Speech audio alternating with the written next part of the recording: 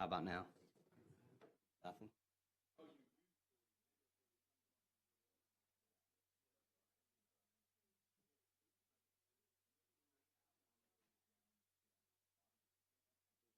Good.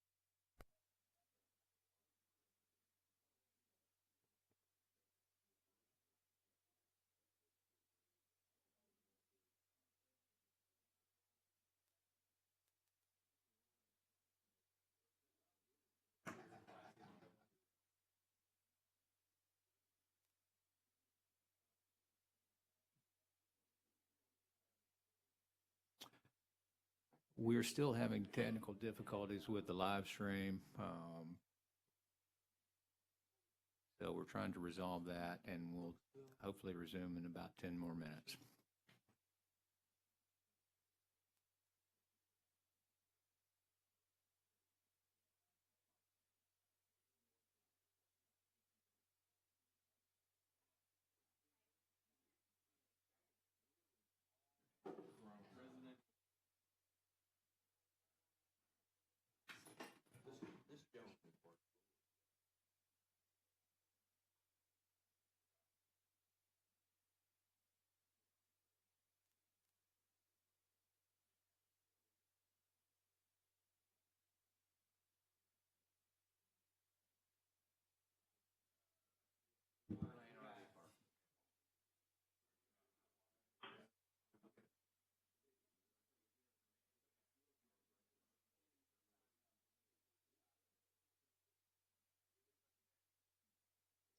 For those of you in the audience, if we're on number 5, we've got a group of people waiting to come in for this one. If this is not your item, I'm going to ask you to either wait outside, or for staff, you can wait in the planning department. We just don't have enough seats for everyone.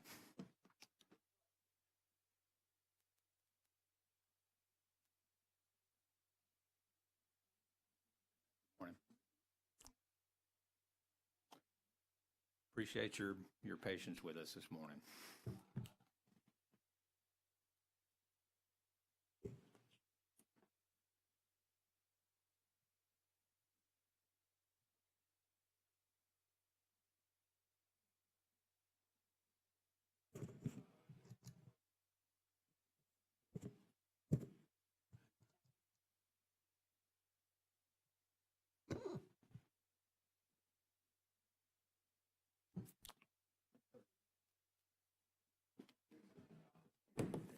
You take first chair.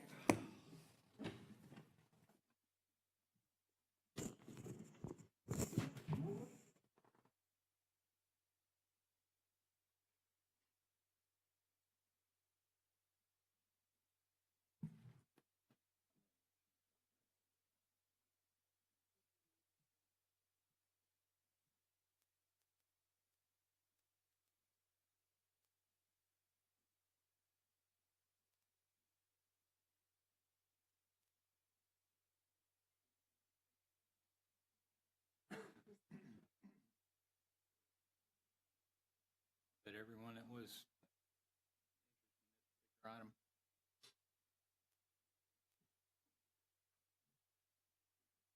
Aaron, you ready? We will reconvene the Walton County Technical Review Committee meeting for June 3rd. We are on agenda item number 5. Appreciate your indulgence while we resolve some technical difficulties with the audio. This agenda item is the Sweetwater Lane RV Park. It's a request to approve by development order.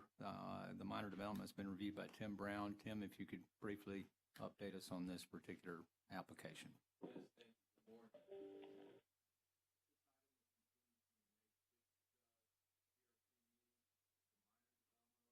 Application submitted by Jenkins Engineering requesting approval to develop an RV park and associated infrastructure in 4 phases on 1.82 acres with a future land use of rural residential and a zoning of rural village. It's located at 135 Sweetwater Lane.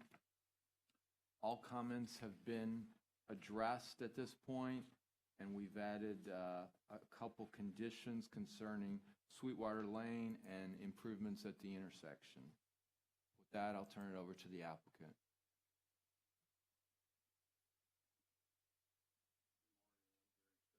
Dunlap and Shipman with Melissa Ward.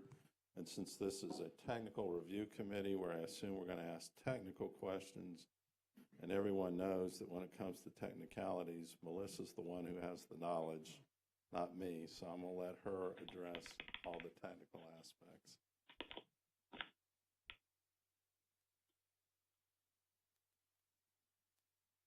Good morning, Melissa Ward for Dunlap and Shipman.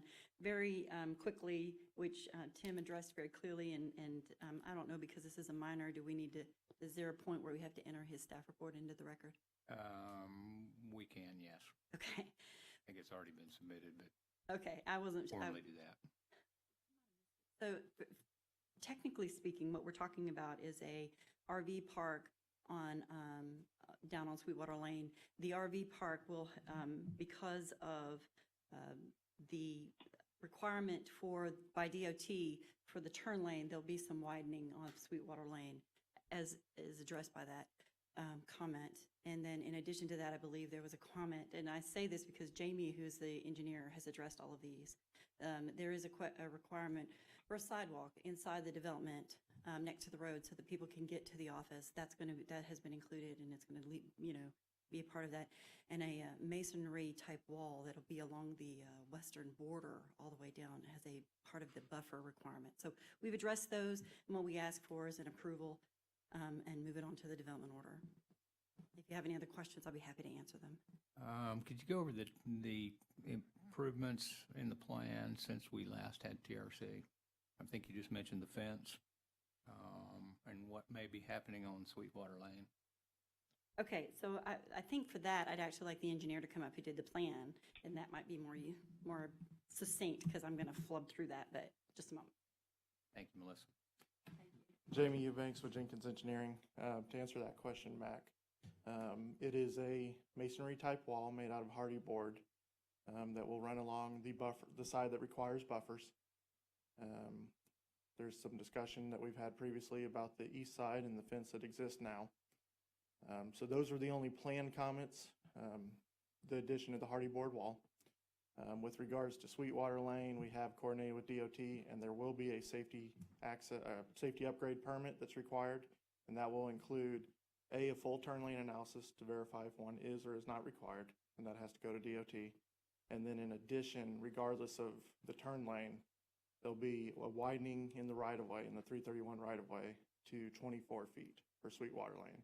And that will also include, again, irrespective of the turn lane, an increase to 50-foot radius. And those came from DOT. So. That will adequately allow vehicles going to the RV park to turn in. I do believe so, and I do believe DOT agrees so. When you say only within the right-of-way, so it's just the driveway apron, basically. You're not having to widen the entire Sweetwater Lane to the development. Correct. It's within 331 right-of-way. Thank you, Jamie. Any other questions for the applicant from the committee? Seeing none, since this is a minor development, we're going to take the opportunity to open a public hearing and take comments from anyone in the audience or listening by Zoom on this particular application. Would anyone like to speak on this application? Yes, ma'am. If you can come to the podium and identify yourself for our board secretary. Can you hear me? Good morning. My name is Mary Grace Rahm. I'm with Clark Partington Attorneys. I'm here today on behalf of some of the private owners along Sweetwater Lane. I just have a few questions relating to the Land Development Code and the compliance of this development with it. The most recent Land Development Code requires that there be 5 acres in order for an RV park to be developed, and this particular property is 1.82 acres. So I just wanted to see if... Where did you find the 35-acre requirement? It's 5 acres. In this particular case, this application was submitted before that 5-acre minimum was changed in the Land Development Code. The application was already in process, and so it benefits from the previous code language. Would you just identify for me what section of the Land Development Code or Florida law that allows that kind of grandfathering in based on the application itself? The planning directors made that determination. Okay, thank you. So just going back to the old code then. Zach, I don't mean to interrupt, but just for the record, Florida case law also requires that. You can't change the rules while an application is in process. And I'm sure council, you'll be able to find those cases, but if you can't, you can call me and I'll help you look them up. Well, thank you. So going back to the old code then, the one that was in effect in 2018 when this application was filed, it says RV developments less than 10 acres. Neighborhood commercial land uses are limited to collector and arterial road intersections. intersections of subdivision collectors and arterial or collector roads, and parcels that are specifically designated and platted for neighborhood commercial use. To my knowledge, this isn't at the intersection of a commercial or a collector and arterial road. I just wanted to see what council and the board's. Is that the code that was changed before we had zoning, so that's a future land use category? Because in 2018, when they changed it to zoning, that language was modified. In what portion of 2018? I'm sorry, this is the code that was in effect in October of 2018? I think your problem, council, Mm-hmm. is that you're not using the code that was in effect when this application was filed. Right, and to my knowledge, this is the code that was in effect. This is the one I pulled from October of 2018. And I can reference the section, and if you want to look into it. I don't need to look into it. If you're using a 2018 code, you're using a code that post-application. The application was filed in June of 2019, so this would have been the code that was in effect at the time the application was filed. So in December of 2018, they adopted zoning, and that zoning language changed that particular area of the code under rural village. And they submitted in June of 2019, and then they changed it in 2019 in September with the, added the 5-acre acreage requirement. Right, I'm currently referring to the 2018 code, the one that was. They just changed in December of 2018 Mhm. to zoning. That is the language they submitted under in June of 2019.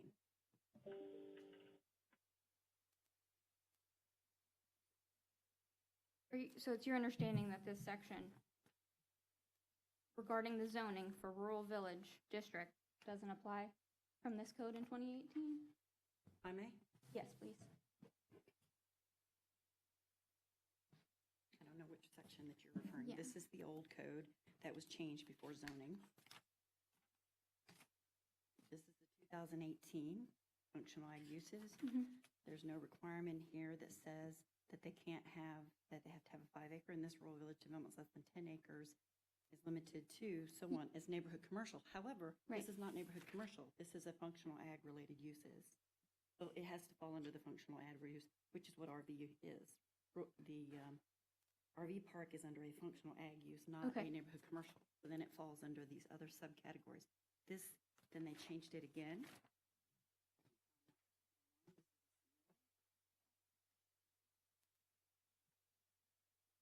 And then they changed it again to add that 5-acre language after we applied.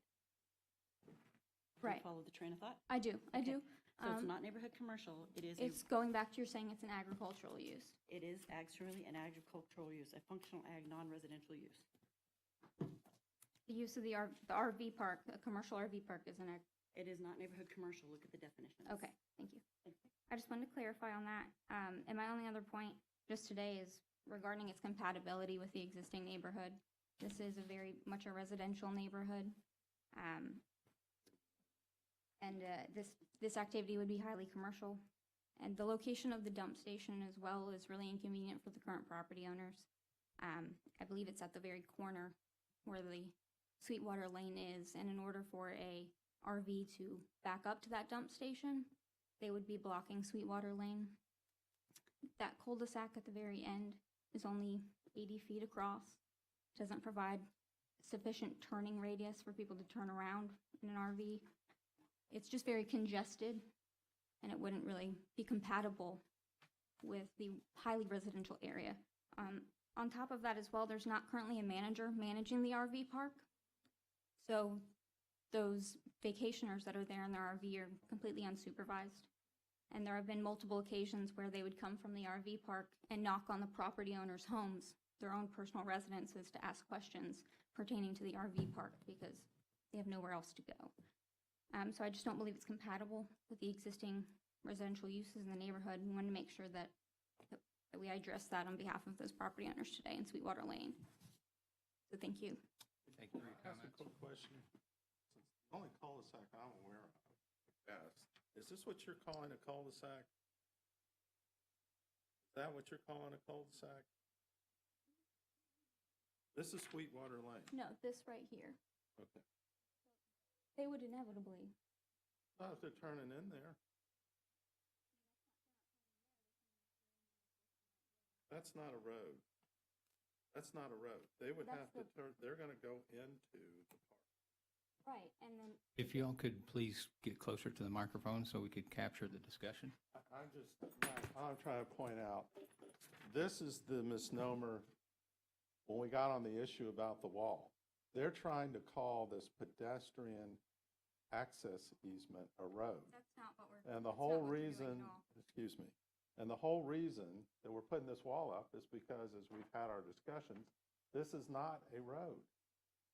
It's a pedestrian access easement. We have determined it's not a public roadway. I understand that. I'm not referring to that as the public roadway. I'm referring to Sweetwater Lane itself as the public roadway. So the going down to the very end, that turning circle down there that is only 80 feet in diameter. And as I previously stated, I don't think that is a part of this project. Right, it's just, it's more so me saying that I don't believe it's compatible with the highly residential area. I don't- Clarifications, I if you don't see the mind. traffic using that.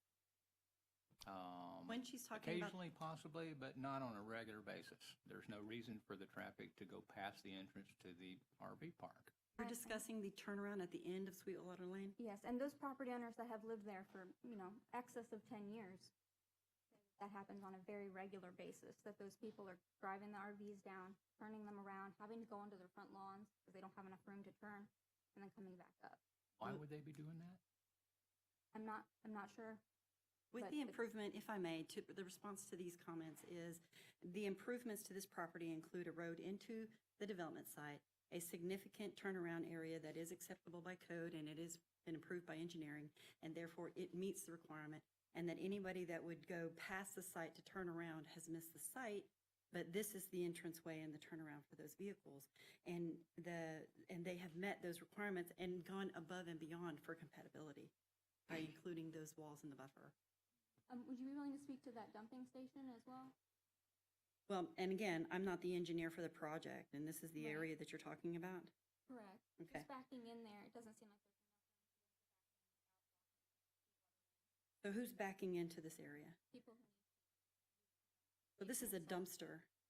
There's a dump station. Okay, Corner. and the dumping station is along the right-of-way there? Yes. Right, okay, so then they're pulling into it, and they're backing up into it? Yes. Okay, and so would you say then that the person that's coming down into here to back up into there, or the person that's coming out of here doesn't have access to that? Is that what your argument is? No, I'm simply saying they would be blocking.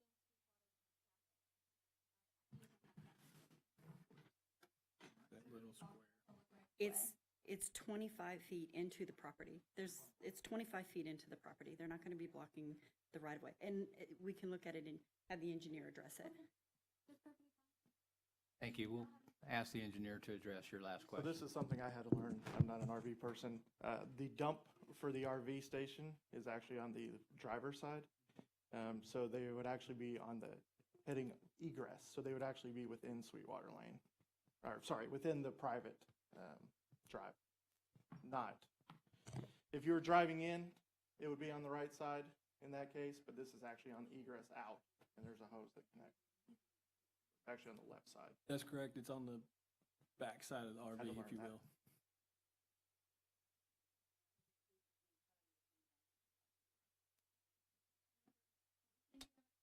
Thank you very much. Anyone else wish to speak on this particular application? Yes, sir. Come forward to the microphone and state your name for our board secretary, please. My name is Stuart Weddington. I am a resident of Sweetwater Lane, 167 Sweetwater Lane. I've heard all the, the technical reviews and all the technical information about this. One of my pet questions was the pedestrian access. Okay.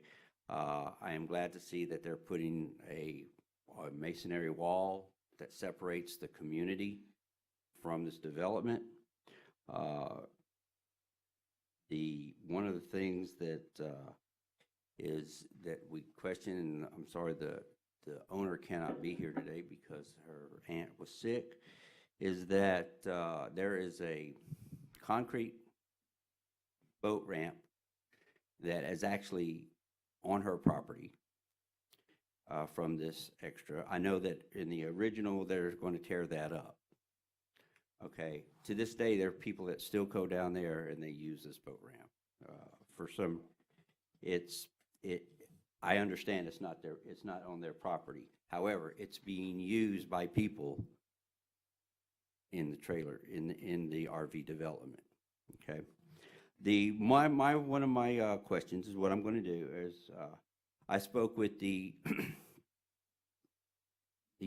owner of this parcel of land that is still a pedestrian walkway, because it is on a lot of our deeds that it's access to this pedestrian walkway, that we have the opportunity to put a fence all the way down on the side, the west side of the access, so we can make sure that it's only a pedestrian walkway, because now it is still being used as a driveway for egress, ingress into that piece of property.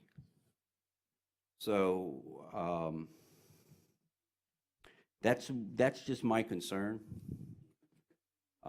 is that where the homeowners lie on it is that, you know, we are still concerned that this piece of property, even though it's in their plan that they're not going to use this, it's still being used to ingress and egress out of this RV development, okay?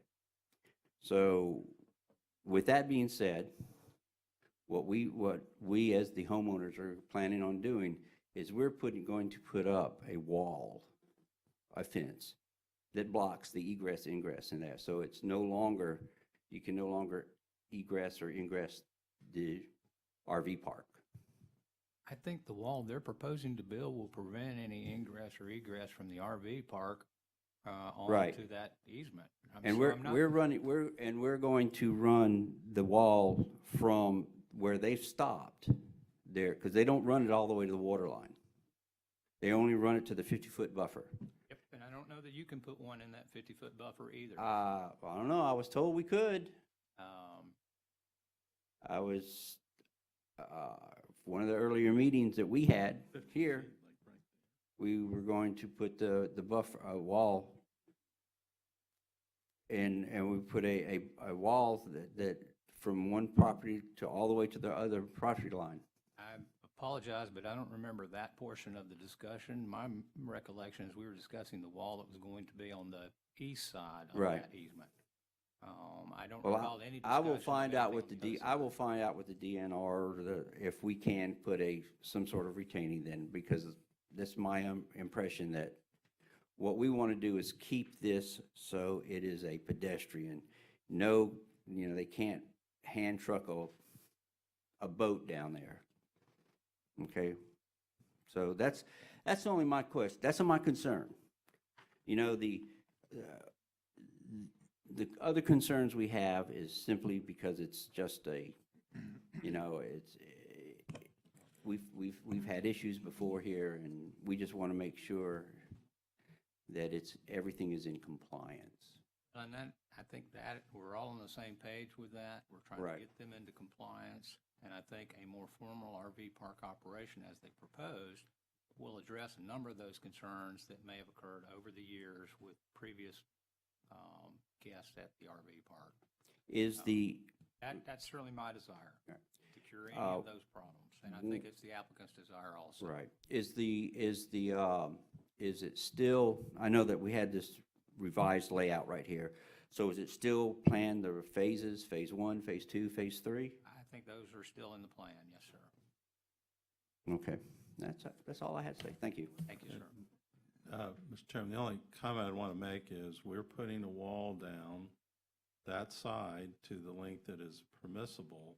It's my understanding DEP will not allow us to put a wall in that 50-foot buffer, but in any event, if what he's worried about is that area where people have driven on, that's more than 40 feet away, or 50 feet away from the water, so it's going to be blocked by a wall anyway. So we're putting the wall up. And certainly to the extent, if they want to come on our property and put a wall up in DEP domain buffer zone, we're not going to agree to that because we're not going to be getting sanctioned by DEP for that. I understand. I think they were proposing to put the wall on the west side of the easement, as I understood the previous. And for clarification on the record, the actual ramp that goes into the water is on the property to the west belonging to Joyce Laird, which we do not have any authority to do anything to that property, fence, wall, or anything. So that's not, the actual water access is not within that pedestrian easement. But my client's property will be walled off. And based on the grading plan, there's a retaining wall along the 50-foot buffer, so you can't hand wheel a boat or any kind of vehicle down there. That's clarity.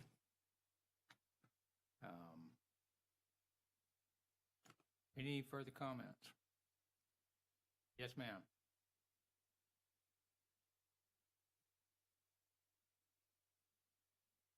I just had one further thing. A property owner asked that I bring this up again with respect to the dump station and the RV.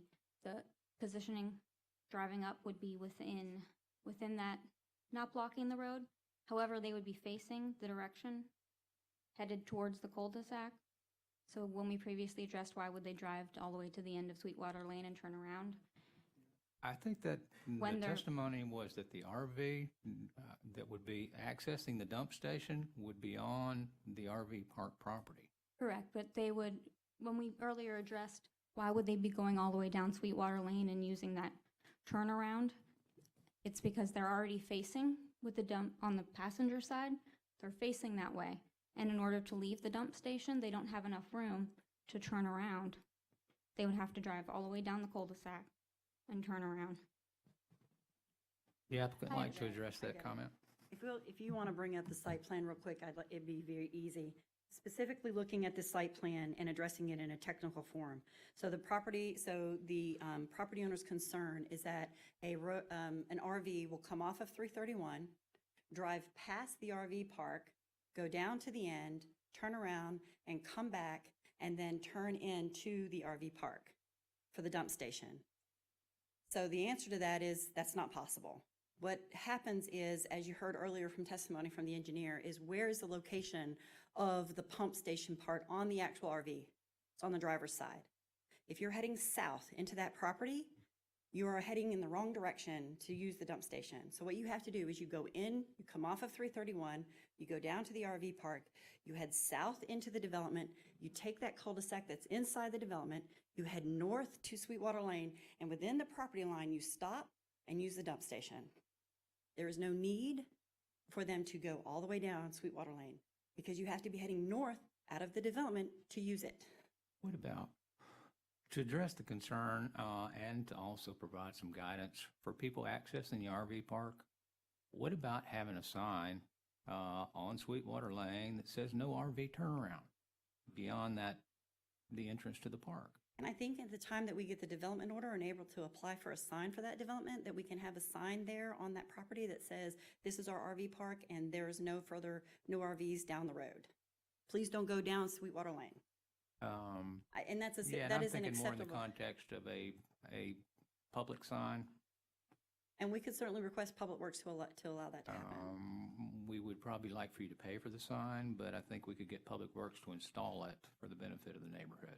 Well, I certainly can't agree to anything at the moment, but I can certainly check on it and we can add it into Would a that response be to comment. something we could do? We would agree to that. Thank you.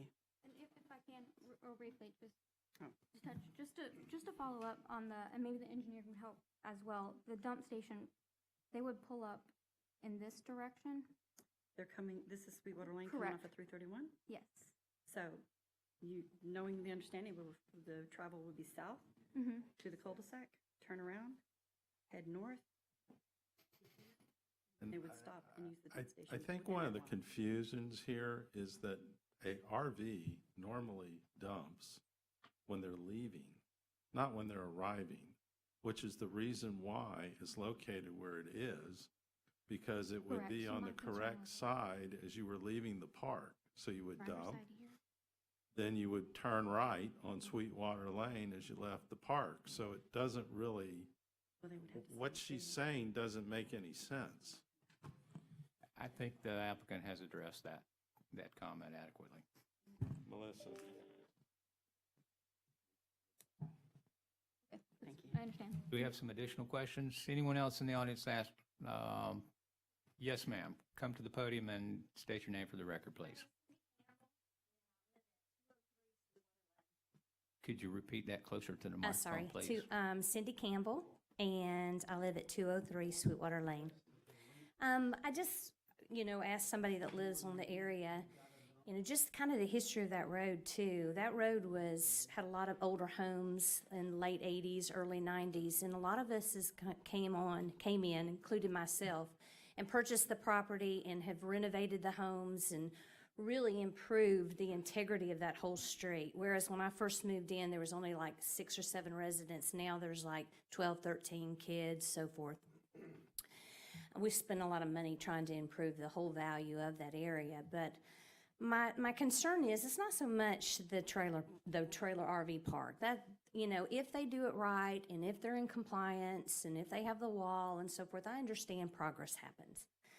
I do have a problem with the dumpster and the dump station being at the front of the property, because when anybody comes in our quiet little road, that's the first thing they're going to see is the big dumpster and all of this stuff. I have a problem with that.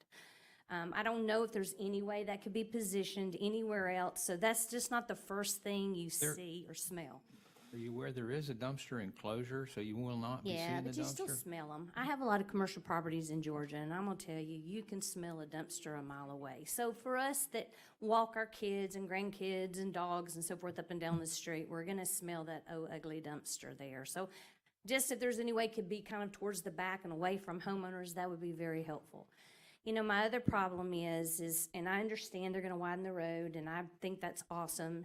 That would be very good, because we do have that situation. My house is in the cul-de-sac at the end of Sweetwater Lane, and constantly they're backed up or they're missing, and people coming in to drop off their boats and trailers and so forth, and they're coming down there. I've spent a lot of money on sod. They're spilling into the road, into our yards and so forth. So we've got to figure out a way to block that from them coming down Sweetwater, because it isn't big enough. The cul-de-sac at the end of the road is not big enough for this at all. So that's got to be addressed in some shape or form, because that's going to cause problems. And, now I bite my tongue, but when this becomes, I'm not going to. I'm going to start reporting it, because it's just not right, and it's not fair to all of us that have came in and, spent our life savings trying to improve the road. The third problem that I have with the whole thing is just basically the fit for the neighborhood, like the attorney mentioned, first of all. It is a quiet, kind of, I don't want to say we're all old, but we are old, an older generation neighborhood. There are a couple of kids in there, but, having a lot of people coming up and down the road and walking dogs and knocking on our doors on a regular basis, asking us who's managing the property and so forth, that gets old. And, since I've been here, they've not been in compliance. They just cleaned up the brush on the side of the road last week. It's been there for 3 years. There's nobody on the property overseeing it. If it's done professional and right, but it's not been the whole time I've been here. And as much as we keep trying to address this, just until last month, this started happening. So, do we have any right as homeowners to say, hey, y'all, this is causing havoc for us. This is depreciating our property values. There's a lot of questions there for us. I'm all for things doing right and being in compliance, but it hadn't happened in the past. And it's my current understanding that the same owners are the one developing this property, right? That's correct. So- But the whole idea that we're trying to accomplish is to Yes, get sir. them into compliance so that this can Right. be a properly operating RV park going forward. Right. Well, I would just like to throw those comments out there in consideration in the future, like when they start putting all of this together. Like I said, I'm all for, people prospering and doing things, but, in the consideration of the smell and the traffic and the exposure down the street and so forth, those things I really appreciate if they would be looked at a little closer and seeing if there's some ways to, not cause that to, just disruption to us. Basically the smell, I'm really worried about that, and all the roads, the RVs going to the end of the park, into the road, excuse me. I'm getting a little nervous here. But, all right, that's it. If I could just make a comment on one thing she brought up, the plan has a 20-foot landscape buffer along the road, which purpose is to conceal from along the road, or 10-foot, these types of things. So the plan addresses those issues. There are a number of compatibility measures that are part of this plan that aren't out there now. And I guess that was my concern, though, is, right now, they have a development there, and it's not being complied with. Why isn't that buffer there now? Why is it not in compliance and haven't been for 3 years? And who's going to tell me it's going to be in the future? They're going through the process to get into compliance. Does it take 3 They years? can't build the buffer until we approve it. It has taken quite a while. We had I a know. land use change process. They couldn't apply for the development order until that process was completed. And I think the applicant, given the difficulty of meeting their requirements and trying to address the concerns of the neighborhood, this has taken a long time. Yeah, and they both for the have. neighborhood and for the applicant and for the county. Right, And understand. I think we're all working towards Right. getting this right. And I have seen the improvement, so I am pleased with that. And I do like the wall and so forth. As a person that owns property there, I am appreciative of that. I'm not 100% convinced that it's going to be maintained just based on historical facts, I but understand your skepticism that's, based on the history, but yes, yes. but you will be able to call code enforcement if they're not complying with the development order. Right, right. And if we can get the sign placed, so that people will be discouraged from going past the development, I think that will help things. And having a more professional operation out there, I think will address the concerns you've expressed about people coming to your door and those kinds of things, or Are really you not telling being me? familiar with where Right. the park is and what the extent of it is and how it operates. So there will be somebody on the property that mans it 24/7? There will be somebody responsible for this business. Yes, part of a certificate of land use compliance process requires that an on-site manager, whoever that might be, whether they're living there or whether they're just responsible during the time that the park is being operated. There'll be a phone number, Right. a specific person. That's part of the certificate of land use compliance process. You have to identify the owner, you have to identify the manager, and provide a means to contact them. So I think there are going to be lots of improvements. I understand your skepticism and your just hard. direct experience with this in the past, but we're trying to make things better. Oh, I know, and I do like the fact that you're going to widen the roads because we have all almost been crunched And off of 331. Well, and I have myself witnessed RVs turning in Yes, there and the I'm sure. difficulty of them getting in Yes. without whoever's exiting on Sweetwater Lane moving out of the way.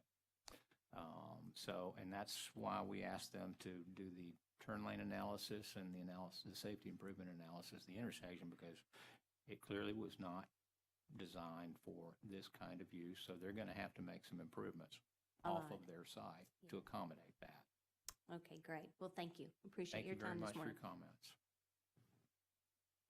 Anyone else wish to speak on the Sweetwater Lane RV Park? Yes, sir. Come to the podium and state your name for the Alan Mayfield, I'm the owner of 135 Sweetwater Lane.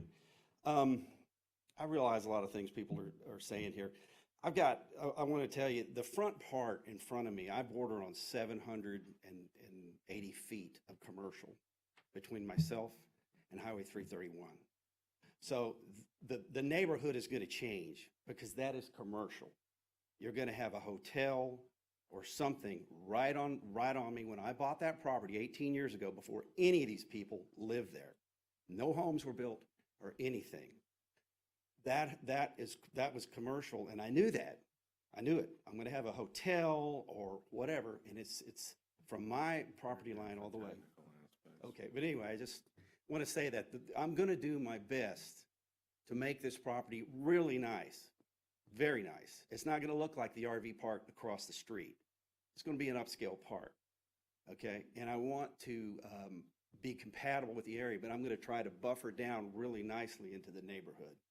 But they are going to have a large commercial establishment there one year, and I'm going to try my best to make it look nice to come down to the area, you know, if they'll let me. So, thanks. Appreciate it, Mac. Thank you, Mr. Mayfield. Anyone else wish to make a comment about this, either on Zoom or in our audience this morning?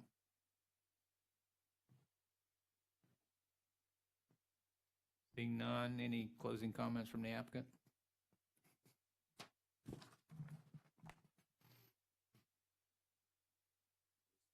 Listening to some of the comments from the public, I think so that they hear this, having a development order, I think, addresses all of their problems, because then there are requirements in place that the applicant will have to comply with.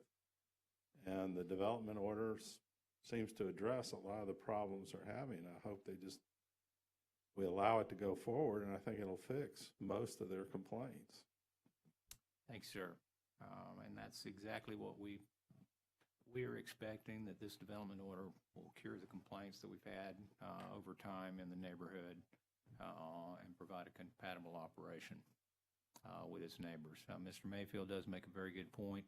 The vacant piece between 331 and this RV park is general commercial. It's one of our most intense zoning categories in the county. And it's my understanding that potentially a hotel may be proposed there at some point. That was certainly discussed when the land use change was approved several years ago. So the RV park, in a sense, will become a buffer for whatever more intense commercial development occurs adjacent to US 331 there. If we have no further comments, do we have a recommended motion? Motion to approve the project and move it forward to the development order. Subject to conditions in the staff report? Subject to the conditions, yes. Thank you, sir. We have a recommended motion. Do we have a motion at the dais? Yeah. Do we want to add? Mac, do you want to add, we actually kind of amended it during here, and that we agreed Road sign. to pay for a road sign that Public Works would put up. Yes. Could we add that to our motion? And just for clarity, Jamie, the widening of Sweetwater Lane is within the DOT right away. Okay. I'll make that motion then for approval. We have a motion. Do we have a second? Second. Motion and a second. Any further discussion? Seeing none, all in favor, please say aye. Aye. Aye. Any opposed likewise? Hearing none, the motion is approved, and this item is approved to move forward to development order subject to the conditions in the staff report. Thank you very much. We'll take about a 5-minute break here to exchange our audience. Thank you. Until I'll be calling them.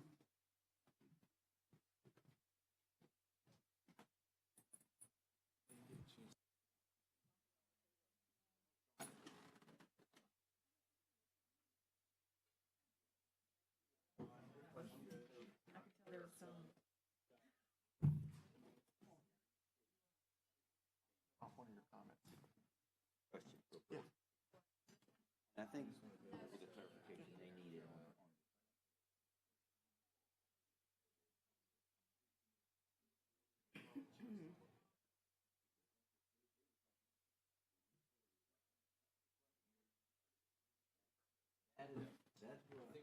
Gotcha.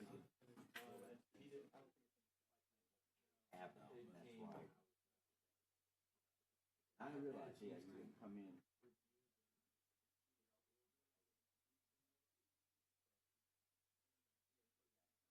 Oh, they going.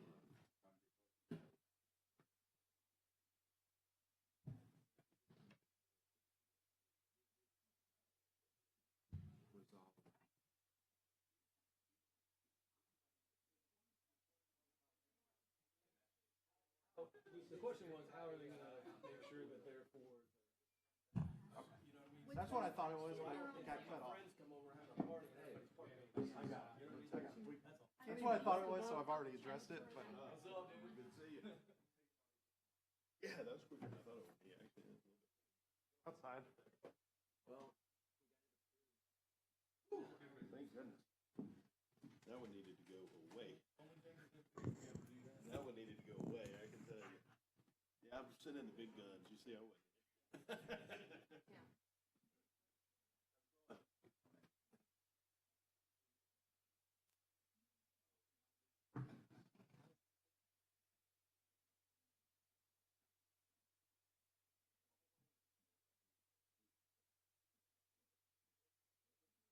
Pass the information along.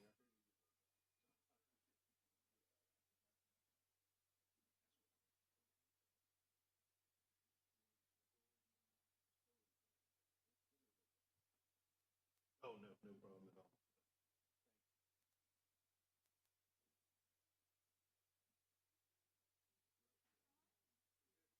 Oh, yeah, this is the only one?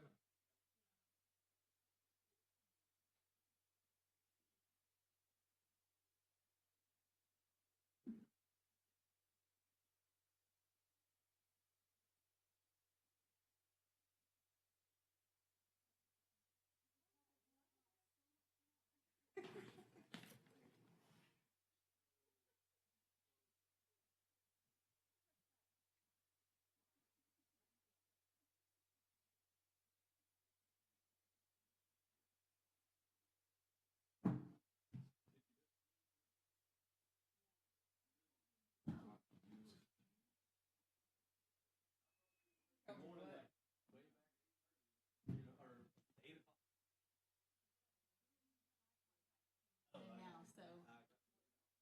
I know. Did you have to do anything? I just said, I don't know.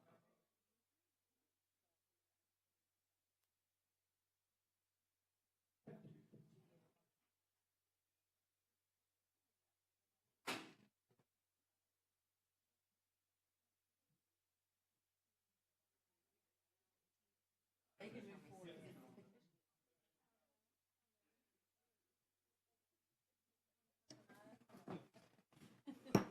Good morning. The Walton County Technical Review Committee will come back to order. The next item on our agenda is item number 6, the Wood Spring Suites. Major development. It's been reviewed by Tim Brown. Tim, if you'll briefly introduce it for us. Yes, thank you. This was continued from the May 6th TRC meeting. This is a major development order application submitted by SNME requesting approval to construct a 122-unit hotel with associated infrastructure on 2.33 acres with the future land use of mixed use in a zoning category of coastal center. This is phase 6 of the Seashells on the Beach PUD. It's located at the southeast corner of US Highway 98 West and Sandy K Drive. There's 3 minor comments remaining from planning. I did not get it. It came in after the staff report was due, but engineering has signed off. So those are the only TRC comments remaining. There are some scenic corridor comments remaining.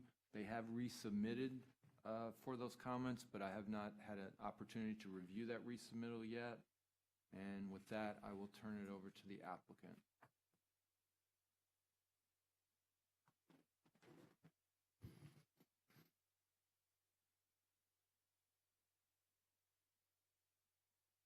Good morning, this is Jason Bullard with SNME. Good morning. I am here if you have questions.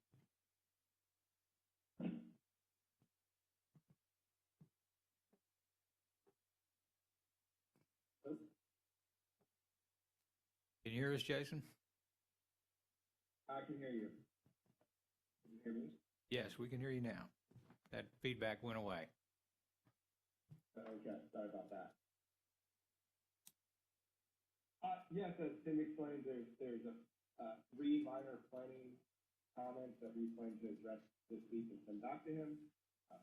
I'm here for any other questions that you may have. The engineering comments in the staff report from February 26th have been addressed now with the engineering comment submittal. Yes. That's correct. So all of those 7 comments or 6 comments are cleared now. That's correct. Thank you. Traffic impact analysis provided. That's correct. And there, at this time, there's no prop fair share due. Okay. This is a major development. It'll get a public hearing at the Planning Commission and Board of County Commissioners later in the process.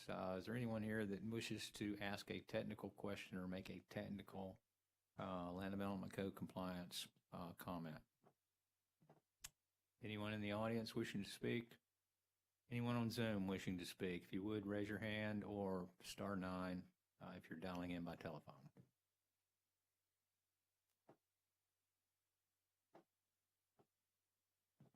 Seeing none, do we have a recommended motion? Yes, a motion to approve the project pending resolution of all outstanding issues and or comments and move it forward to the Design Review Board. We have a recommended motion. Do we have a motion at the dais? Motion as stated by Tim. We have a motion. Do we have a second? Second. All in favor, please say aye. Aye. Aye. Aye. Aye. Any opposed likewise?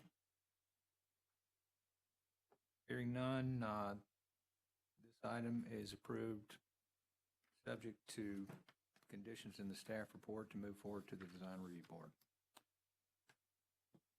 This moves us to item number 7. Christy, did we have anyone outside for item number 7? Okay. Sorry. Lost track. We'll move to item number 7, the Carmen Meeting Office Building. This major development's been reviewed by Tim Brown. Tim, if you could briefly introduce it for us. Yes, thank you. This item also goes with item number 9. Item number 9 is removing 6 acres from the PUD.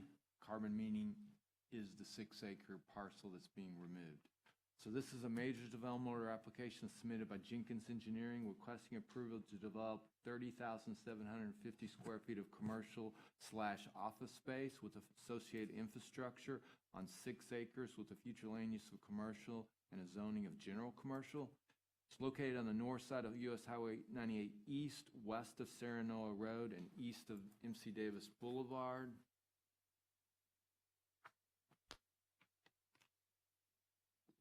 There are outstanding comments from planning, environmental, engineering.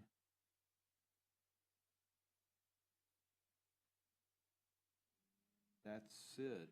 So with that, I'll turn it over to the applicant.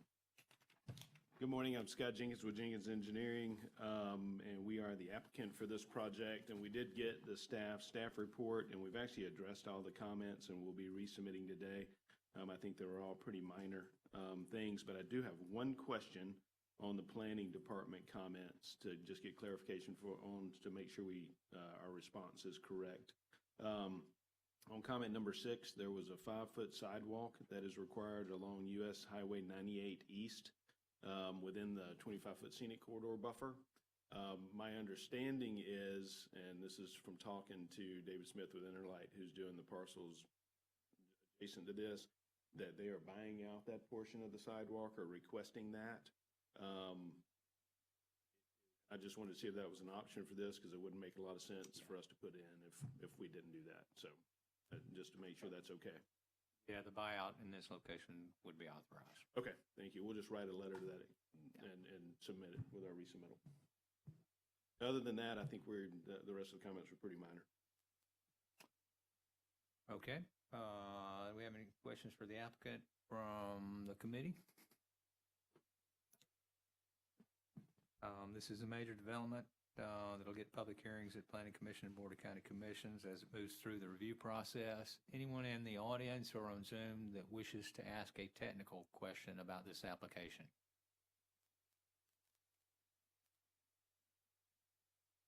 Seeing none, we'll move to recommended motion. Yes, a motion to approve the project pending resolution of all outstanding issues/comments and move it forward to the design review board. We have a recommended motion. We have a motion that dies.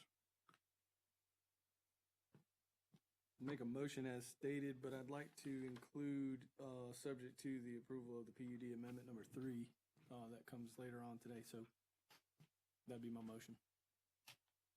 Second that. We have a motion and a second. Any further discussion? Seeing none, all in favor, please say aye. Aye. Aye. Aye. Any opposed likewise? Hearing none, this motion is approved, subject to comments, to move forward to design review board. Thank you. Thank you very much. This moves us to item number 8. We'll take 8 and 9. Do we have anyone for 8 and 9? We're all here. Wonderful. Then we'll take item number 8 next, the Forest View Village Commercial Lots and Road Extension. Request to approve by minor development order. Tim, if you could briefly introduce for us. Yes, thank you. As Scott mentioned, this is an adjacent parcel to the previous item. This is a minor development order application submitted by Interlight Engineering requesting approval to extend the existing roadway and to create 3 commercial lots on 4.24 acres with the future land use of commercial and a zoning of general commercial. It's located on the north side of Highway 98 East, west of Serenoa Road, and east of MC Davis Boulevard.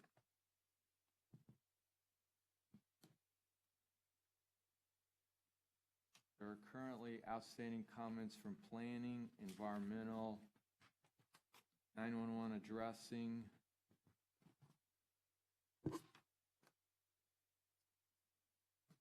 and public works. With that, I'll hand it over to the applicant.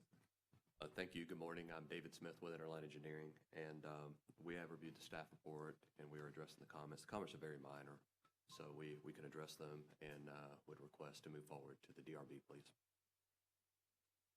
Thanks, sir. Do we have any questions from the committee?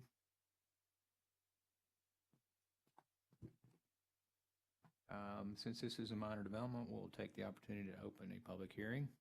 Is there anyone in the audience or dialed in via Zoom or telephone that wishes to make a comment on this application?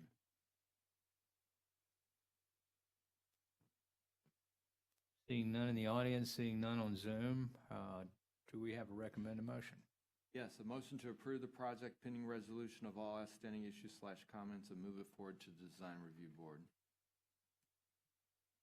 We have a recommended motion. Do we have a motion of the dais? Second. We have a motion and a second. Any further discussion? Seeing none, all in favor, please say aye. Aye. Aye. Aye. Any opposed likewise? Hearing none, this item is approved to move to design review board subject to the conditions in the staff report. Thank you. Thank you, David. We'll move to item number 9, the Forest View Village PUD Amendment number 3. This is a request to approve by final order, and this major development's been reviewed by Tim Brown. Tim, if you could briefly introduce this one. Yes, thank you. This is a major development order application submitted by Interlight Engineering requesting approval to remove approximately 6 acres from the southeast corner of the PUD on 43.24 acres with a future land use of commercial and a zoning of general commercial. Project's located on the north side of Highway 98 East, west of Serenoa Road, and east of MC Davis Boulevard. There are no outstanding comments currently. Thank you, Tim. Comments from the applicant? I thought Tim did a great job of discussing the project, so I'd be more than happy to answer any questions, please. Thank you. Any questions from the committee?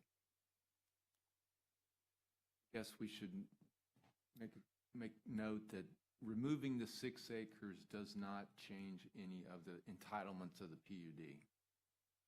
Everything that's allowed there now is still allowed with the removal of the 6 acre segment. Thank you, Tim. You have a recommended motion? Yes.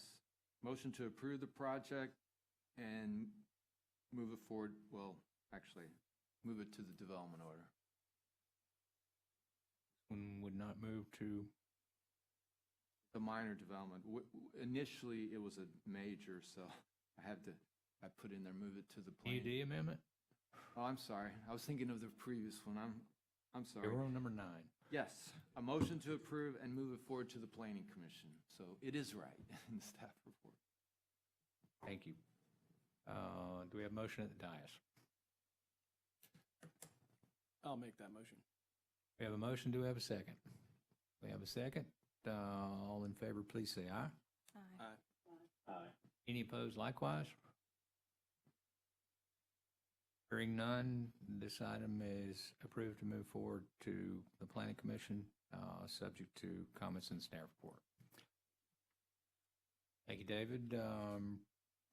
We'll take just a moment and see if we have folks waiting to come in for our, let's see, our next 3 items, which would be Saltwater, Seagrove Baptist Church, and the TDC Center.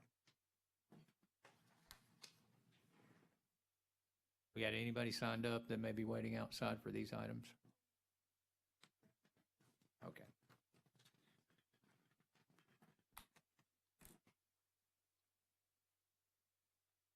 I think we can go ahead and get started with number 10, the Saltwater subdivision. This is a minor development application reviewed by Stephen Shawn. Stephen, if you could briefly introduce for us. Yes, sir. Thank you. This is a minor development order application submitted by Interlight Engineering Corporation on behalf of 30A Ventures LLC, requesting approval to develop 5 single-family lots on 5.77 plus or minus acres with a future land use of mixed use and zoning of traditional neighborhood development. The project is located on the east side of South County Road 395, approximately 2.6 miles south of Highway 98 and County Road 395 intersection. The property is identified by the parcel number in your staff report. There are some, actually quite a few comments remaining, some of them not insignificant. I'm here to answer any questions. If not, then I'll turn it over to the agent. Good morning again. I'm David Smith with Interlight Engineering, and I agree with Stephen.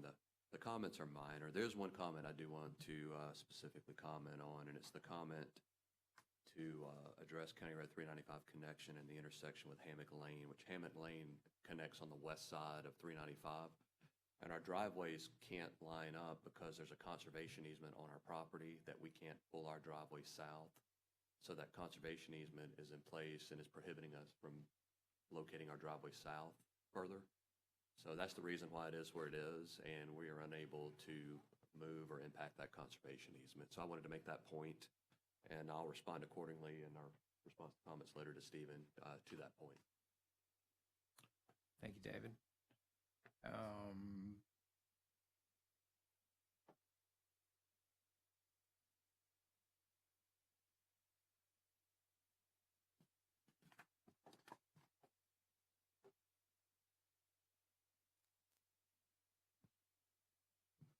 Engineering comment number 3 on page 7.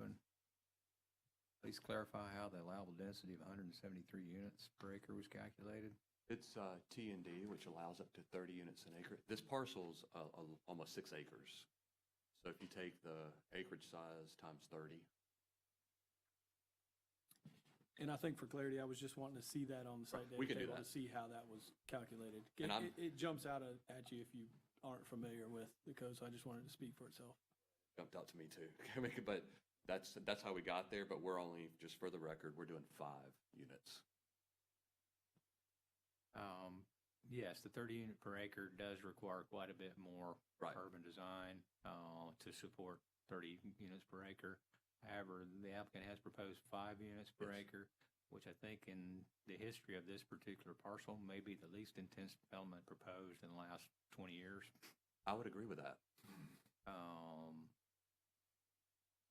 This particular development as proposed is the most compatible of anything that's been proposed on this site in the past since, to my knowledge, that I'm aware of. So I certainly want to thank the applicant for responsible use of density in this particular location and the sensitivity to the neighborhood. I appreciate that. Thank you. It looks like the comments are substantially very minor and easy to address. Yeah, as long as there's no issues with some of the environmental, the full EA and those sort of items, staff is confident that the agent can. We already have it, and I will be presenting that to you.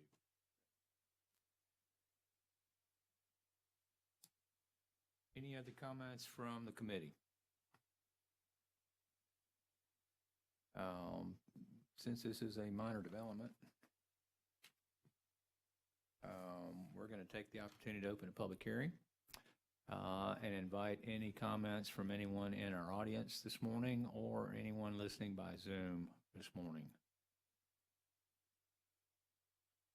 Anyone wishing to make a comment on this particular application?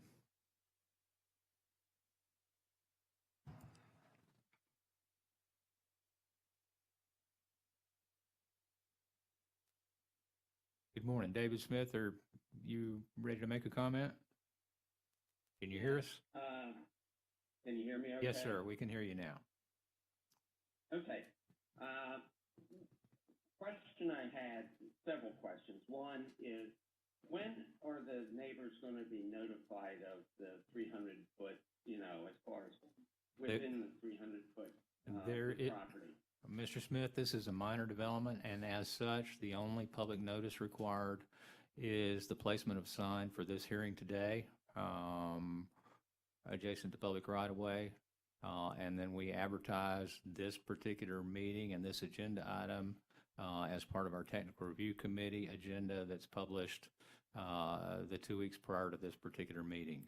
There is no requirement for mailed notices to anyone within 300 feet of this particular development because of the minor nature of what is proposed. Okay, well, we'll take that up with Sydney at a later date because we have documents that say that isn't the case, whether it's major or minor or notification. Excuse me? It says major minor development order, and it says you have to notice by mail affidavit and accompanying document. And it doesn't differentiate major minor. Yes, but this is we use the same application form for a major development and a minor development. There are a lot of commonalities in the 2 applications, but this is a. You need to differentiate that on your paperwork so that people know that even that you're using the same form, but the rules are different. Thank you. Everybody in the hammock thinks they're going to get notified. And I'm not sure who provided them that information, but it did not come from the county. Yes, it's the county paperwork. I printed it out. It's on the county paperwork. The one that says notification of affected property owners. It's black and then things in red.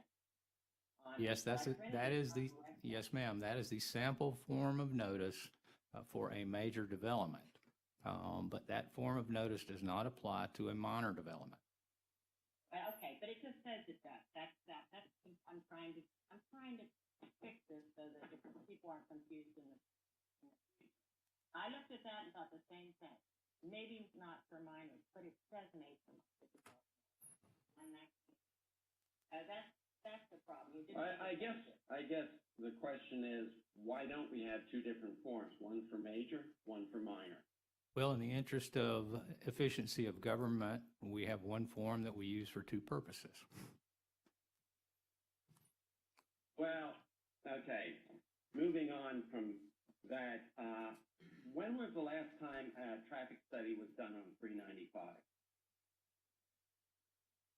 An analysis was done as part of this application for the impacts of this particular development on the affected roadways. Okay. Because the big concern I have with this development is the problem with the road and the intersection with 395.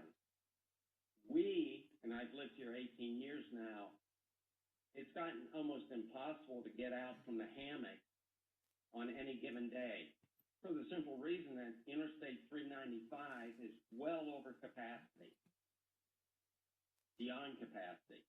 And this is where the problem comes about. At the entrance of this subdivision, they are going to have a gate.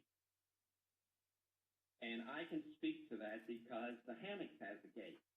And the problem with the gate is that people will pull in there thinking they have the right code for a delivery truck or all kinds of other things, and they can't get in. So at that point, what do they do? Oh, yeah, we don't have one. Would the applicant like to address these comments? Yes, and one of the changes we made as a result of the comments we received is we've shifted the gate further back from the right-of-way of County Road 395, and we've also incorporated a turnaround. So if in the event someone does pull in to the 5 proposed lots and doesn't have the code, that they'll be able to back up and turn around and then exit the property. Where's the turnaround to, I mean, if you aren't inside of the gate, there's no turnaround. Something we've added as a result of comments we've received on our resubmittal is we've added a turnaround on the County Road 395 side of the gate. Well, yeah, do you see it on the drawing that you have up on the screen now? It's not going to be on the drawing because it's a change we've made as a result of a comment we've received. Well, okay, how are you fitting it in there with the conservation easement? It's east of the conservation easement? Or the wetlands.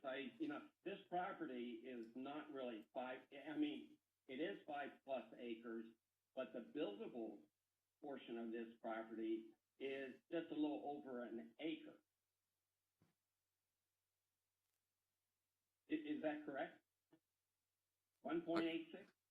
I guess I'll try to answer the couple of comments you just asked me. Is we're east of the conservation easement with a turnaround, which puts us east of the wetland area. So there is room within the right-of-way to place the turnaround prior to the gate without requiring us to impact either wetlands or conservation easements. Yeah, when will we be able to view that? We we'll be resubmitting to staff, which then becomes public record and citizen serve, and you can go in and download the plan that we resubmit. And that's available right now? That will be available here in the next day or two. Okay, because you have built into that, to the south of the entrance, there is a retention wall of some nature? Well, the retaining wall is to... Yeah, retaining wall. Well, it's to prevent us impacting the wetland or the conservation easement. So it's there to prevent any of those impacts. So between that and 395, there's enough space for a turnaround? The turnaround is east of that area because the gate is 100 feet from the right-of-way, and that retaining wall is west of where the turnaround is.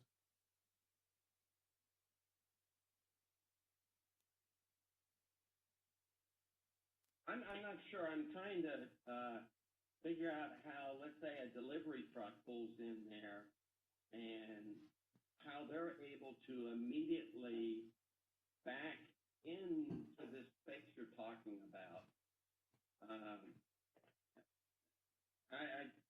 I'm trying to visualize how you're going to do that. I know, Mr. Smith, we've talked before, so I'm more than happy to email you the plan, and you can see it. And I know that it's also public record here in the next day, so you'll be able to visualize what it looks like.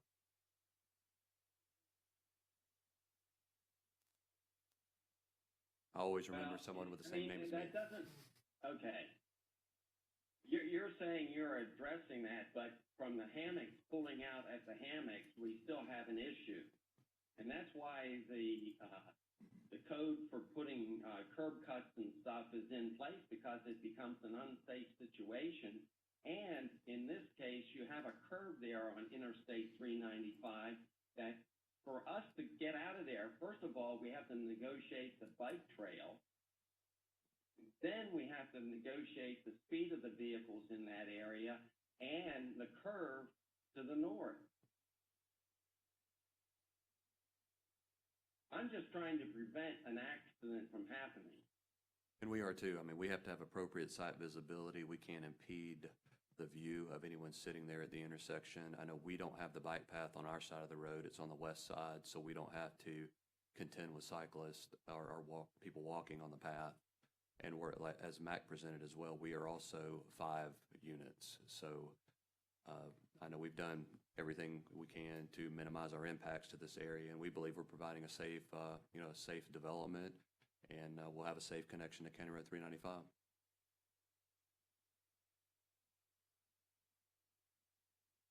Yeah. Well, I look forward to taking a look at that map, and I'll be in touch with Sydney in regards to being cost effective on a single sheet of paper for major and minor and how much that really is saving. Thank you for your time. Oh, thank you. I just want to say for the record, I will be emailing Mr. Smith. I've talked to him, and I do have his contact information, so I will email that plan to him so he can see it. Given the sensitivity of this particular site, I would like to see that plan too before we approve. And we've got a resubmittal coming. Will we have that in time to review it before the next PRC? Well, I would recommend that we offer a motion to June 17th Technical Review Committee meeting to provide an adequate opportunity for the applicant to provide the additional information he's described, to give staff time to review that, and to give members of the public an opportunity to review that prior to this committee approving this particular project or considering this project for approval. That would be my recommendation. Motion to continue. We have a motion to continue to June 17th. Do we have a second? We have a second. Any further comments from the committee? Hearing none.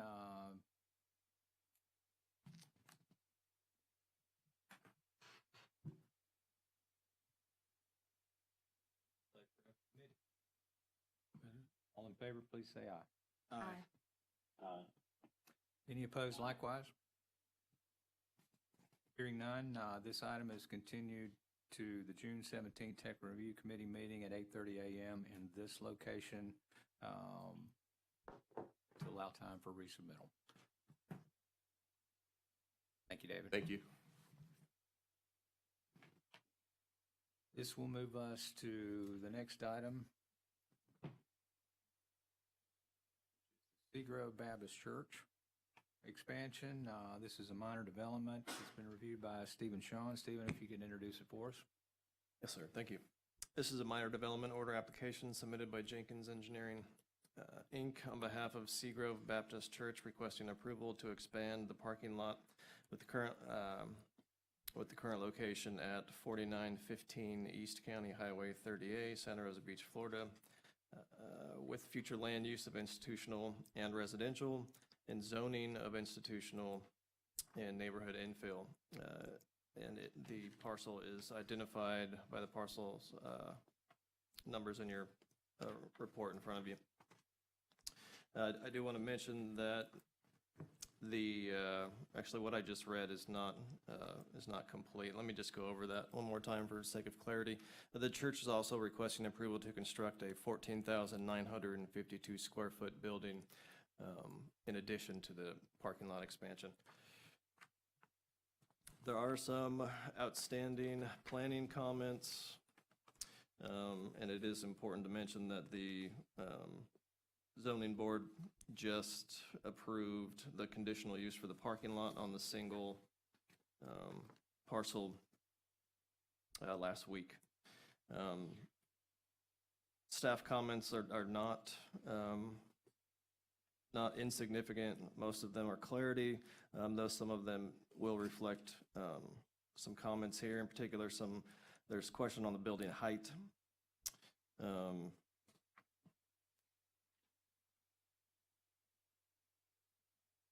That may be the only real concern that staff has. I do also want to mention that the ZBA did approve the project with a couple of conditions. In particular, I believe site lighting was, some shielding was requested, or required, excuse me, with zero spillover. With that, I'll turn it over to the agent. Good morning, Jamie Eubanks with Jenkins Engineering. As Stephen said, the only comments we had were planning comments. I've already had the architect address the height question, and we're prepared to resubmit today. So I don't have any questions or comments. Feel comfortable you're able to address all the outstanding comments? Yes.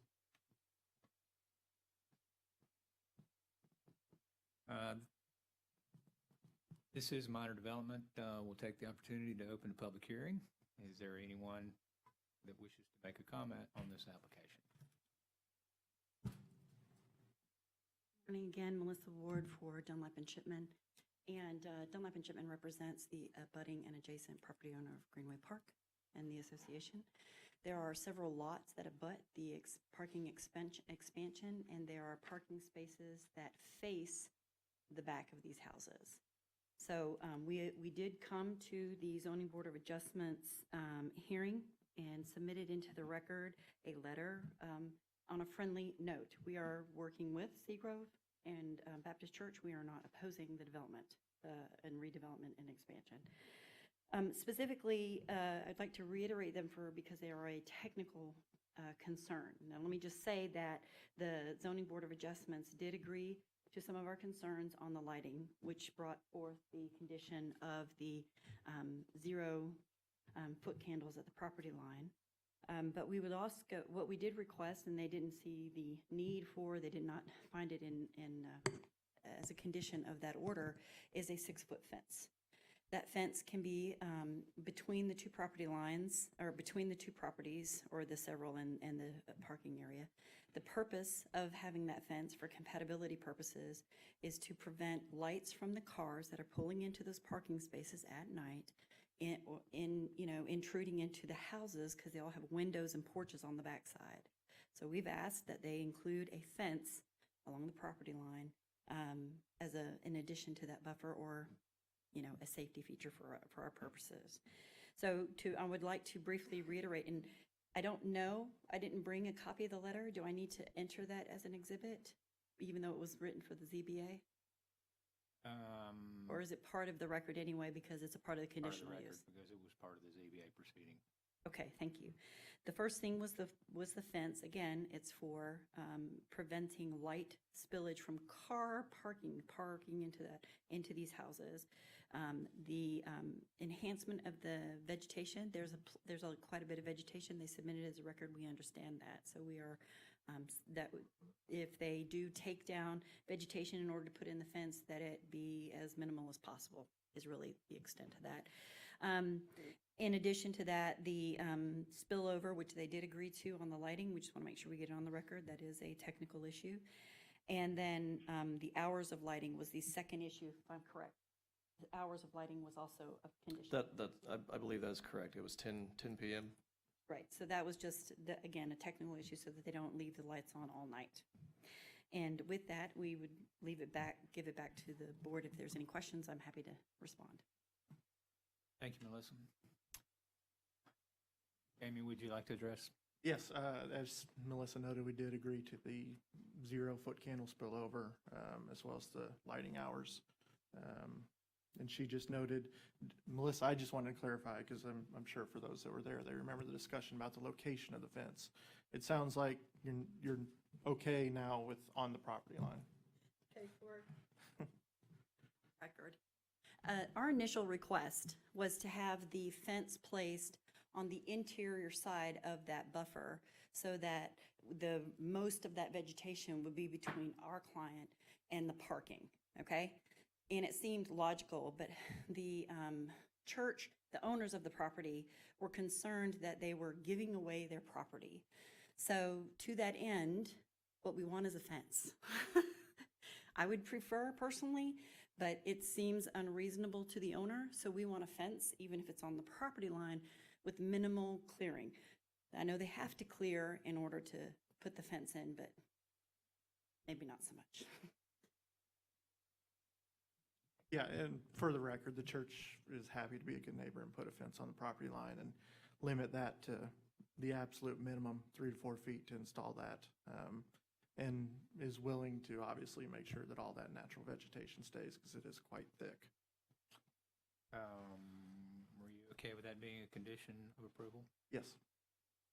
Thank you. Anyone else wishing to make a comment on this particular application, either by Zoom or in person? Seeing none, we'll close the public hearing portion. We have a recommended motion. Recommended motion will be to conditionally approve contingent upon successful satisfaction of outstanding comments. And the condition related to the fence? Yes, sir, that too. Okay, any other questions or comments from the committee? We have a recommended motion. Do we have a motion of the dais? I'll make a motion as stated. Motion as recommended. Do we have a second? Second. We have a second. All in favor, please say aye. Aye. Aye. Aye. Any opposed likewise?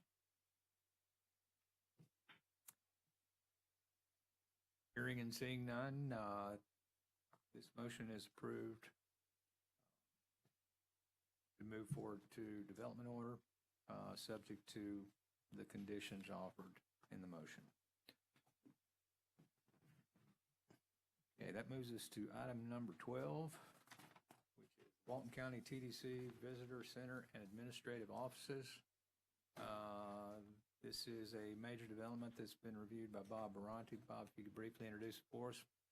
I'm just going to recuse myself on this item. And we'll recognize that our Dewberry member of the TRC is recusing himself from this particular item.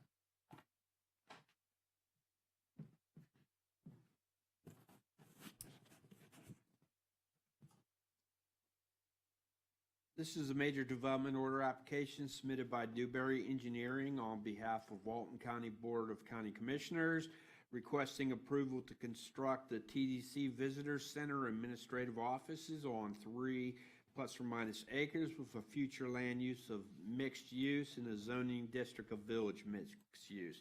The project is located at 24604 US Highway 331, is identified by the parcel numbers inside of your staff report. Mr. Chair, all comments have been addressed. I would like to thank the applicant for working with the review team and responded so quickly to the comments in return. I will turn it over to the applicant if he has anything to add. Good morning.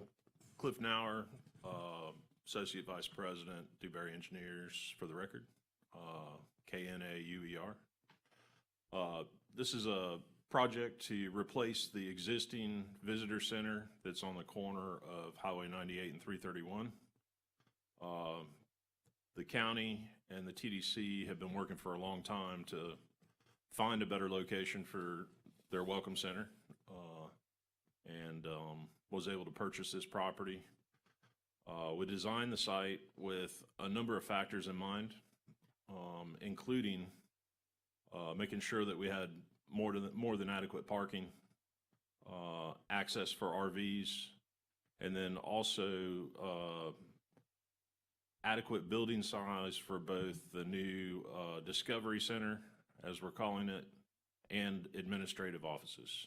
And so this new building would provide adequate office space for all of their current staff and would be a huge improvement to the visitor center that we currently have at 331 Highway 98. And so be happy to go into more detail on anything that you would like, and happy to answer any kind of questions that you might have. First comment is I want to applaud the TDC for picking a site that allows a right turn into the center on the way to beautiful South Walton County. I think that is a tremendous improvement, and it should tremendously improve the visits by our guests at the visitor center, providing a much better vacation experience. We're going to call the old site the Goodbye Center when this one's built. Yeah, because that's about the only way you can turn in there on your way out of town. Do we have, Tim, do we have updated scenic quarter comments? Yes, Mr. Chair, all comments have been addressed. I had them in the staff report, but I guess it was removed. It's going to the DRB tomorrow night. It was my understanding that we had addressed all comments. And as Tim mentions, it is scheduled for design review board tomorrow night, so I think we're ready. This is a major development. It'll get public hearings at Planning Commission, Design Review Board, and Board of County Commissioners.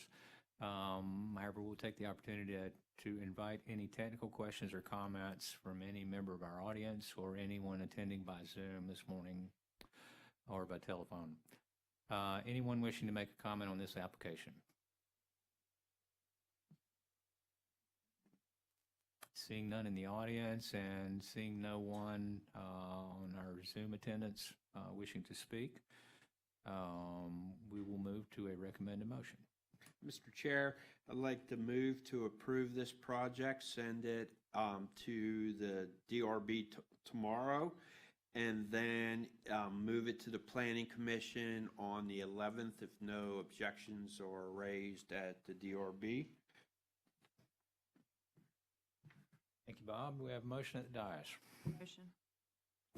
We have a motion. Do we have a second? Got seconds? All in favor, please say aye. Aye. Aye. Aye. Any opposed likewise? Hearing none, this item is approved to move forward to the Design Review Board, subject to conditions in staff report. Thank you very much.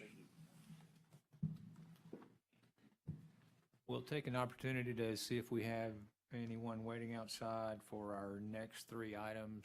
The Bay Grove Office Park, lots 3 and 4, Southern Phase 2, and Fish Camp rezoning.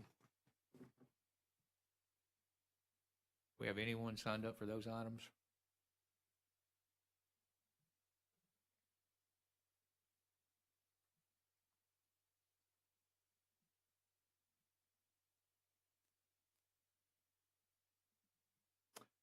I think we'll move forward with item number 13, the Bay Grove Office Park, lots 3 and 4. This is a request to approve by minor development order. It's been reviewed by Bob Baronti. Bob, if you could introduce it for us. Yes, Mr. Chair.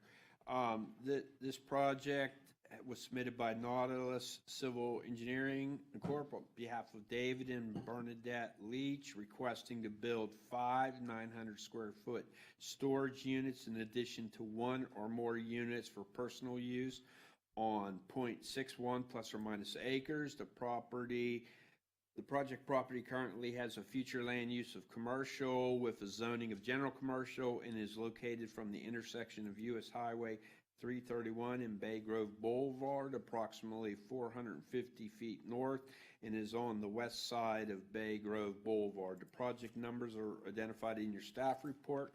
Mr. Chair, before I turn it over, there are some minor comments in the from the reviewers. The agent is here to represent the applicant, and if there's no questions for me, I'll turn it over to Curtis. Morning, Curtis Smith, Nautilus Civil Engineers. comments we got were all from engineering, public works, and there's really only one significant comment that we do need to discuss. The others, I had one question for Bill with Dewberry regarding the parking standards. In the latest LDC update, we've got a note regarding utilizing the ITE Traffic Engineering Handbook for parking dimensions. So we've been using the modal method for parking dimensions instead of the actual dimensions of the parking spaces, which includes overhangs. So on this particular project, it's as simple as adding an extra foot onto the paint to make that, because we have the space. But I do want to clarify for future projects, is it acceptable to use those ITE engineering manual guidelines based on the updated LDC? And for that, it would be something like a 19-foot parking space that has an adequate 1 or 2 foot curb overhang, in addition to the 24 feet access behind it. Typically where we've had problems with the overhangs next to a curb where there's a sidewalk adjacent to it, the overhang impedes the amount of sidewalk available for pedestrians. Correct. And anytime we do overhangs, we'll actually have the sidewalks always be 6 to 8 feet rather than 5 feet to address that.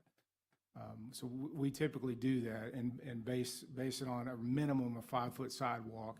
So if we have, let's say, a 19-foot parking space, we would have a 6-foot sidewalk to address that additional foot for overhang. I think the combination of those two would be acceptable. That's just, and really, that's a clarification. For this project, we will just extend those stripes an additional foot because we have the space. So I'll handle that. The major comment, we've got 2 comments regarding water and sewer. I just would like to know for the record, we submitted on April the 8th to Freeport. Had some complications regarding getting water and sewer capacity letters. We got those, I believe, last Friday from Alex. However, we still don't have review comments from them. So we're still waiting on that. Hopefully we'll have that soon and we'll clarify those. However, I would like to say, I think these water and sewer comments should probably be handled through that review. I'm not sure if there's something that really pertinent to this review, since that's a Freeport water and sewer item. Well, it is a utility negotiation to meet their particular standards. However, you got to have the water turned on.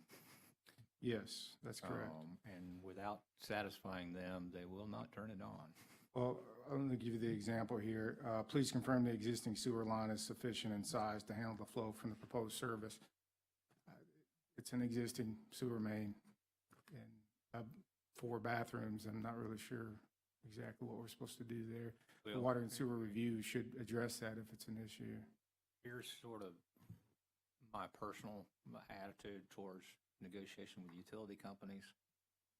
Every development we do requires adequate water and sewer requirements of the Right. Comprehensive Plan and Development Code and concurrency with utilities. There are very few things that we can approve that don't have a water, sewer, or at least a sanitary facilities requirement. So we're looking to the applicant to complete those negotiations with the utility company.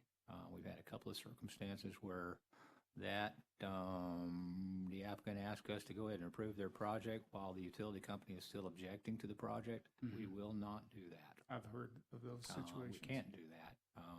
We have an interlocal agreement with each of these jurisdictions, and we expect them to maintain their systems to the appropriate state and local standards.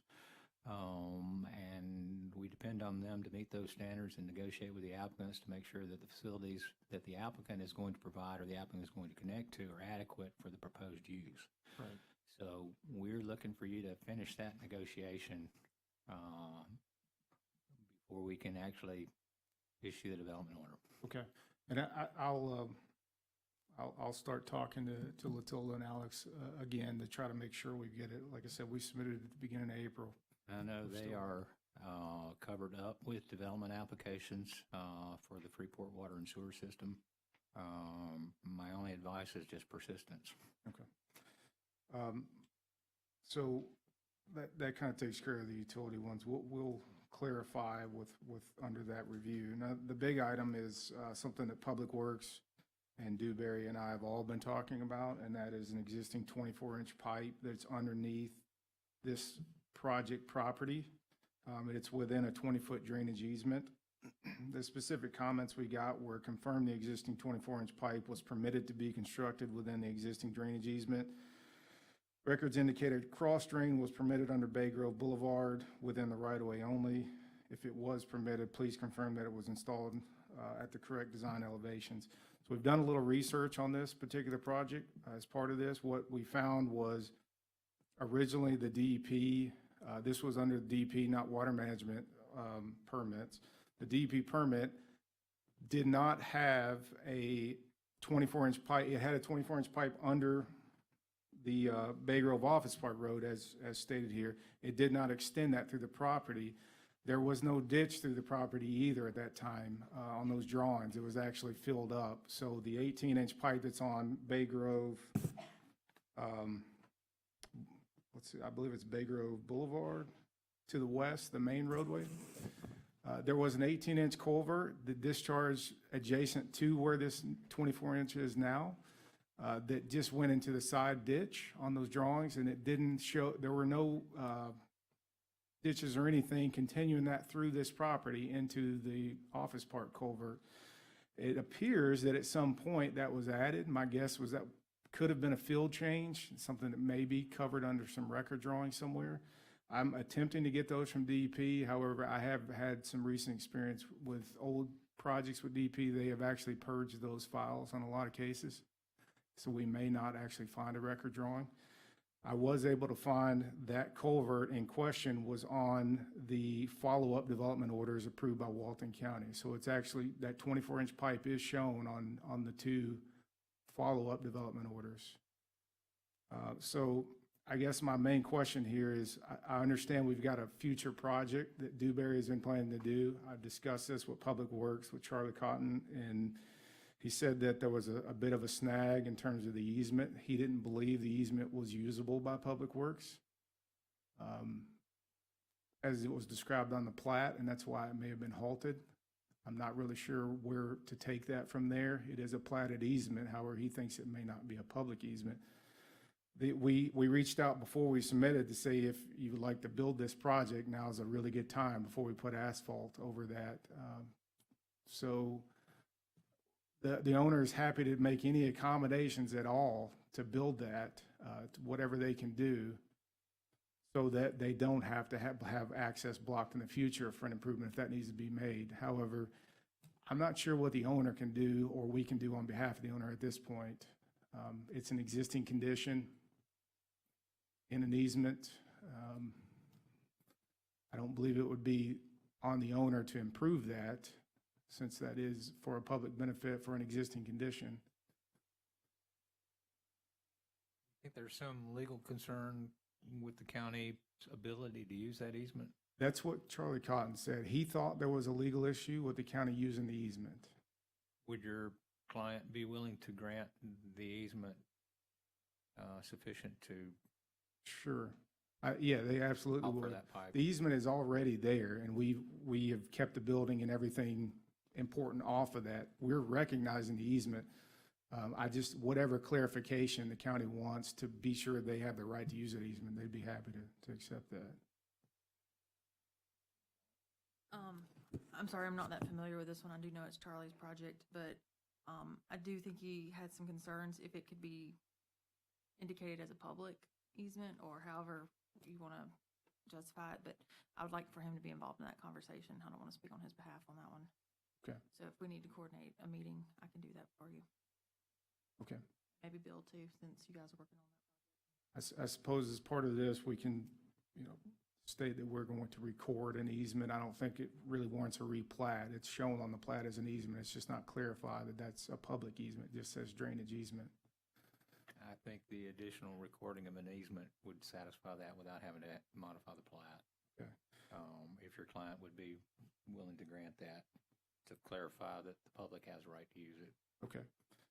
As for the comments regarding, please verify the pipe location, elevation, size, meet the design needs of the project Dewberry is working on. I'm not really sure what we're supposed to do there. Yeah, that comment was actually sent to Dewberry. It probably should not have been a part of Okay, this gotcha. actual. It was, Yeah, and I did review that old, we just kind of tripped over that, and when we were doing records research, the project, the Dewberry design increased the size, I believe, may have been 2 30-inch pipes rather than the 124, which will still fit within the easement just fine. I believe the inverts were deeper than what's there, so still should have plenty of cover. It's just a matter of getting them in the ground, hopefully before they build a building there and block the doors to get that in the ground. Like I recall, the need to put this pipe through there significantly improves the drainage in that Bay Grove area there.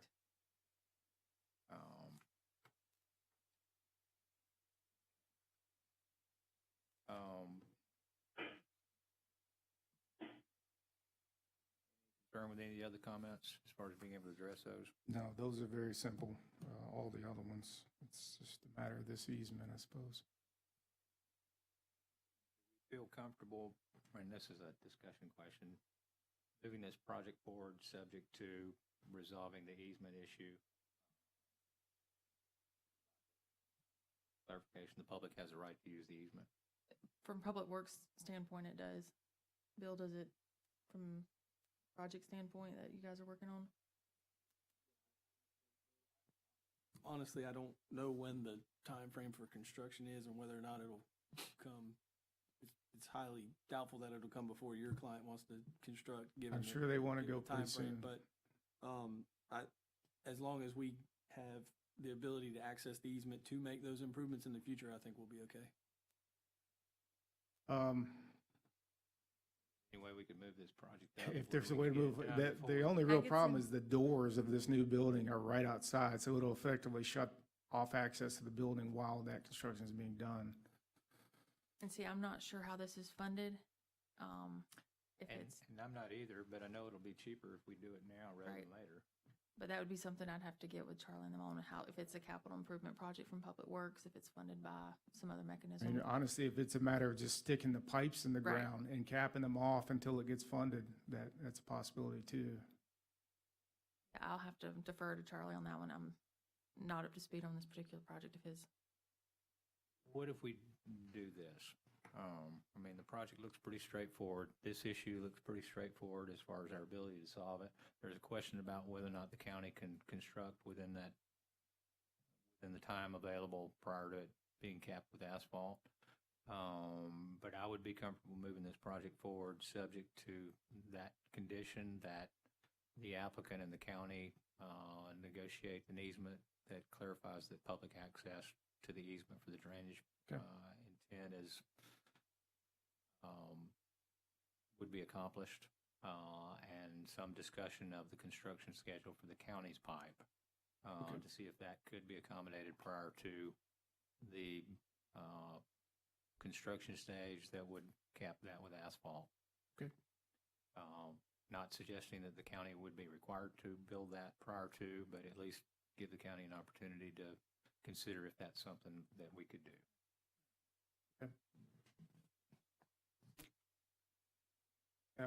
Who should we coordinate that with? Is that going to be a Public Works coordination for that easement? And I don't, yeah, I don't mind. When I get back to the office, I can call Charlie and we can coordinate a meeting with Okay. you. Charlie's the project manager on that. That's correct. Okay. Charlie Cotton. Make a motion to approve conditionally approve once comments are addressed and the additional requirements that were just placed, recommended by you, and move it to the DO stage once everything has been addressed, including the drainage. The drainage easement. Drainage easement. So moved. We have a motion. Do we have a second? We have a motion and a second. Any further discussion with the committee? This is a minor development, so we will take a brief moment to open the public hearing. Is there anyone in the audience or anyone on Zoom that wishes to make a comment about this particular application? Seeing no one in the audience and no one on Zoom, we have a motion at the dais. All in favor, please say aye. Aye. Aye. Any opposed likewise? Hearing none, this motion is approved, and this item will be moved forward to development order, subject to the satisfaction of comments and the conditions offered in the motion. Thank you, Curtis. We will move to item number 14, the Southern Phase 2. This is a request to approve by Major Development. It's been reviewed by Bob Baronti. Bob, if you could briefly introduce it to us. Yes, Mr. Chair. This application has been submitted by Jenkins Engineering on behalf of Walton County Holdings LLC, requesting to construct a 108 apartment complex and other associated infrastructure improvements on 10.1 plus or minus acres. The project property has a future land use of mixed use with a zoning district of Town Center 1 and is located from the intersection of Chat Hawley Road and J.D. Miller Road, south on J.D. Miller Road. The subject parcel is approximately 0.12 miles on the west side of J.D. Miller and is identified by the parcel numbers in your staff report. Mr. Chair, before I turn it over to Jamie, the agent for the applicant, there are just minor comments that can be addressed in a timely manner, I believe. I will, if you have no questions for me, I will turn it over to Jamie. Thank you, Bob. Morning again, Jamie Eubanks with Jenkins Engineering. Bob's correct. I really don't have any technical questions or comments.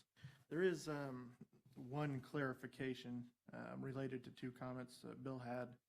It's probably a question for you, Mac, to be honest. I know we haven't in the past, as it hasn't been used to offset rec fees or anything like that. But this property does include a community park area, as well as the trail system that Town Center 1 encourages. And Bill had just a question about, really, quite honestly, does it have to be dedicated? Easements, what sort of, essentially the mechanism for public access, if you will. If that, Yeah, and maintenance also, just Right. if it's dedicated to the public, who maintains it, or do they just let it grow up? And I was questioning the access along the southern boundary from the J.D. Miller Road. How about showing us where this park is and how you get there? there is. Actually in the rear of the site. Park area. We have a trail system that comes down the southern boundary of the property, crosses up, and then there's just a boardwalk connection. There's, you can see a tiny piece of wetlands that they just have to cross over, that a boardwalk crosses over. So it's one access straight down. That's the trail to the park. We're going to provide a public access easement. That was the comment, the question. Correct. And I don't think there'd be any objection from the owner to that. No. Probably want to see some signage that would let people know that there's a public park back there.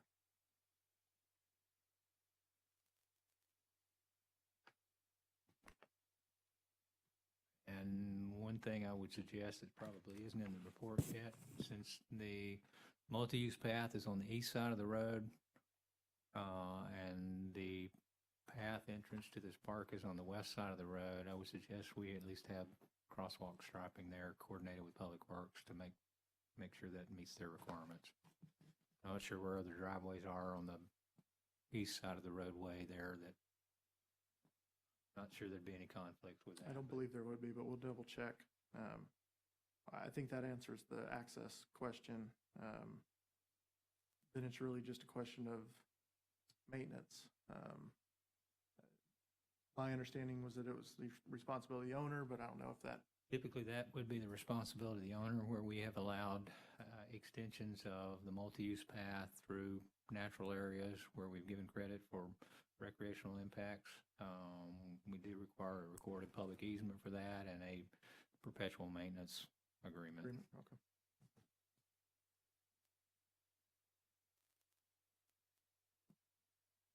I think that clarifies. We'll address it that way. It won't change anything on the plans other than some notes and some crosswalk striping. I didn't have anything else. Both planning and engineering and the other comments are minor. Any other questions for the applicant from the dais? This is a major development. It'll get a public hearing at the Planning Commission and the Board of County Commissioners. We'll take a moment to invite any technical questions from any member of the audience or anyone listening on Zoom. Anyone wish to ask a technical question or make a technical comment about this application? Yes, ma'am. Michelle Doggett, Walton County School District Planning. I just had one simple question, and I guess I should have reached out to Jenkins prior to this. Will there be enough space for buses to enter and pick up any children that may be? There would be, I believe it. I mean, it meets the fire truck turning radiuses. Okay. And I'll also add, I don't know if this helps. The development to the south, which was phase one of this, has a transit stop that they have to install along J.D. Miller Road. That may also be a joint option for that area. Just a question that our transportation department has questioned a few times, because we do have some developments that have been put in place in the past, not all of them, in apartment situations where we can't always get the buses down there to pick up the children. So just thought I'd ask for transportation. And this one does have a full loop. I don't know if the site plan's still up, but it does have a full loop to where the bus would not have to back up or turn around. It's a continuous loop that they could make. Okay. But again, there is a transit stop being built on J.D. Miller Road as part of phase one. Great. Thank you. Thank you, Michelle. Anyone else wishing to make a comment or ask a technical question about this particular application?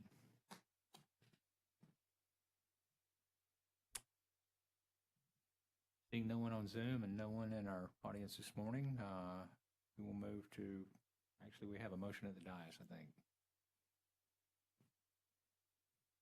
I don't think I made one, sir. Or we don't yet, okay. Recommend a motion? Sir, I'd like to make a recommend motion to conditionally approve pending successful resubmittal of the project and move it to the, I believe I have it scheduled for the June 11th PC. No, that wouldn't be June 11th. July, maybe? No, I think it may be. I'll check. Move it to the next appropriate planning commission meeting. Thank you, Bob. We have a recommended motion to approve this project subject to conditions in the staff report and satisfaction of outstanding comments and move it forward to the next available planning commission meeting. Notification. Sorry. So moved. Second. We have a motion, we have a second. Any further discussion? Seeing none, all in favor, please say aye. Aye. Aye. Aye. Any opposed likewise? For the next one. Hearing none, this item is approved to move to the planning commission at the next available opportunity.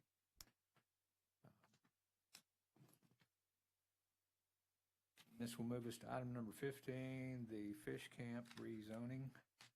This is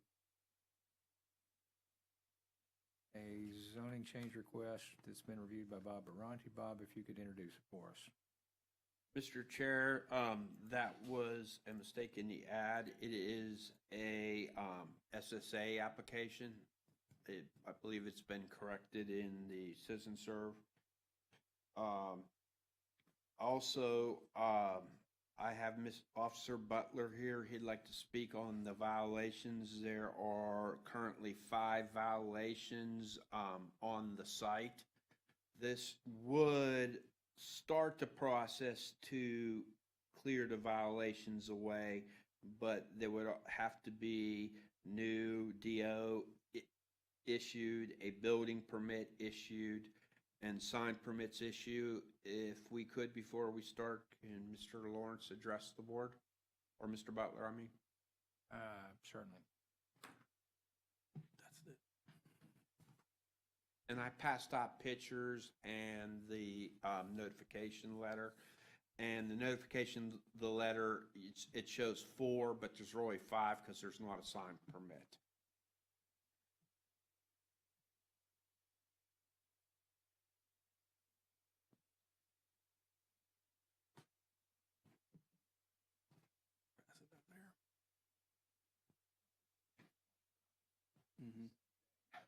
Good morning, Board. Lawrence Butler with Code Enforcement.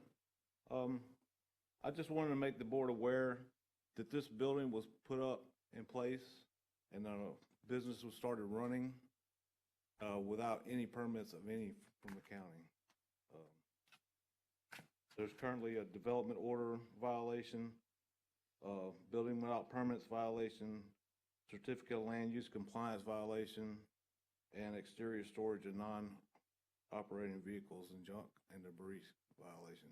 They're running the installation warehouse in a pole barn, but it's, if you can see from the picture, it's a complete building, has electricity, water, everything. And they're also running a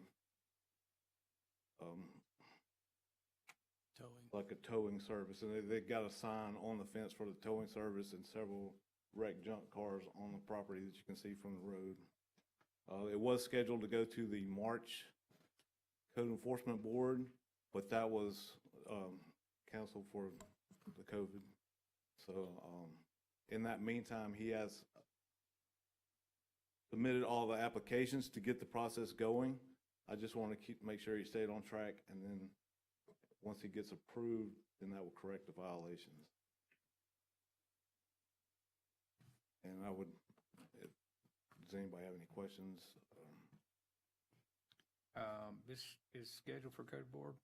It is not scheduled currently because of the fact that he submitted for his application to get the zoning changed, which would put the process in place to get all the corrections, violations corrected. And I didn't feel we need to hold him because I think he's working towards the remedy for the code. Yes, sir. I just wanted to make sure that that process kept moving forward and didn't stop. That's why I was scheduled for the March Code Board. Thank you, sir. Mr. Chair, as I said, this is a small scale amendment. The current land use is, future land use is rural residential and the zoning is rural village. The proposed land use and zoning would be industrial and extractive uses, and the zoning would be light industrial. There are no outstanding comments. Staff would recommend approval to start the process to alleviate the violations on the property. It would meet the comprehensive plan. There's been no public comments. The applicant has submitted everything that needs to be submitted, and the property owner is here today to speak. So if you don't have any questions for me, I'd turn it over to the owner. Yeah, my name is Rodney Estes. I'm just here representing myself and my property. Come to the podium and state your name for the record. Yeah. Rodney Estes, and I'm just here to represent myself and answer any of your guys' questions. I know that the code enforcement officer said that the cars were abandoned and broken down. We tow for the highway patrol, and that's all we tow for. So if Got an impound yard there that's not permitted. I guess you could call it, yeah, that. Yeah, so we're trying to work to make everything in compliance. We just basically just pull the cars off and they just park there for 5 days and the insurance companies come and get them. So they're not there, they're all licensed. I'm gonna have to take exception to that. I don't know of any impound yard that clears its cars within 5 days. Yeah, I mean, pretty much so, yeah, because if not, then we take them up to Milton. There's no car there more than 5 days, I can promise you that. I'm a Freeport resident. I have over $1 million invested in Freeport. I live in Freeport. I'm the least person that wants to pardon my French, but, make Freeport bad, I'm trying to make it better. I've owned this property for for 2.5 years. And if you go out there, you see the property, it's a beautiful building. It's a beautiful property. So all I'm asking is just, if we could just move forward and get everything in compliance, I don't know what else I can do. How'd you get water and sewer service if you didn't? It have was a already building? there. If you didn't have a building, oh, you just tied Yeah, the into it? building's not completed. There's no electric or water or sewer or anything to the building. It's just a shell. It was a pole barn, like a just a metal building, and then we started storing insulation in there, and then people kept jumping the fence and stealing our material and stuff. So we just decided, we're going to close it up. And that's what we did. Yeah, was it wrong? It was probably wrong to close it up, but, there wasn't nothing we can do with people stealing stuff. Well, other than apply for a development order. Well, that's where we're at now, so. As to whether or not an impound yard is appropriate for this location, I can't speak to that yet. Usually not a friendly use, certainly in a residential neighborhood. I wouldn't, where the fish From a camp. compatibility standpoint Yeah. with a residential neighborhood. Okay. But you have made application, and we're going to process your application Okay. in accordance with Land Development Code. Okay. Ultimate decision will be made by Board of County Commissioners. Okay. If this land use change is not approved, you will have to cease operations and move somewhere else. Yeah, my understanding when I bought this property, that it was zoned that you could have certain types of businesses at that location. And I understand the towing yard, we could take that back to Milton. It's gonna affect, the operation of vehicles being towed off the road for, that are damaged, slowing traffic up and everything else, because we have to take them from 331 to 30, or to 98, all the way up to Milton. So that's gonna cause the city to have a problem. And I can assure you that we only parked those cars there for 5 days, and they're gone. So, I appreciate. but as far as the I appreciate insulation what you're company, telling that's me. my main concern, is the insulation company. Okay.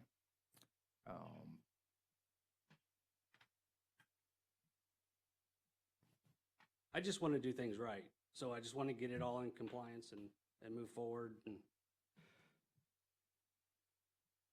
I appreciate that. Yes, sir. okay. Any questions from the committee? Hey, Mac, I have a question. Yes, sir. Is this Sammy? Yes, it is. Mac, if this is a commercial property, I'd certainly like to get my eyes on it before I approve anything else that's being done with this. Actually, Sammy, this is in the North Walton District. This will be Jonathan's project. It's up in Freeport. I'm sorry, I was thinking it was that place in Alpha Mac Bayou Road, so never mind, thank you. Oh, it's okay. Thanks, sir. We're always happy to have your eyes on anything we're looking at. Yeah, it's basically across from the gas station. My apologies. Chair, there would also have to be a building permit, and I guess if it doesn't meet the current building standards, he'll have to make revisions before. I think what the building official will ask for is an engineer certification that it's been constructed in Yeah, accordance and I've already with- worked on that and with and the obtained that. the building code. Mhm, So yeah. that's an objective to be overcome, but that's easily remedied. Yeah, and as far as the signs and stuff go, if I'm in compliance right now, I'll be happy to take all the signs down. It's not a big deal. That might be a good idea. Yeah. And a show of good. It's just, faith the moving forward. only reason we put the towing yard one up is so that way that when the insurance companies come and get them, they know where it's at, where they can pick them up. You So, might want to make sure that your street address is clearly visible. Yeah. While we're going through the process to remedy a code Okay. violation. yeah, I could take the signs down if that's what you guys want. I'd recommend you do that. Okay, that's fine. This item will get a public hearing at Planning Commission and Board of County Commissioners. We'll take a moment to invite any technical comments about this request. Anyone in attendance today or attending by Zoom wish to make a comment about this application? See no requests to make technical comments. We'll entertain a motion, recommend a motion.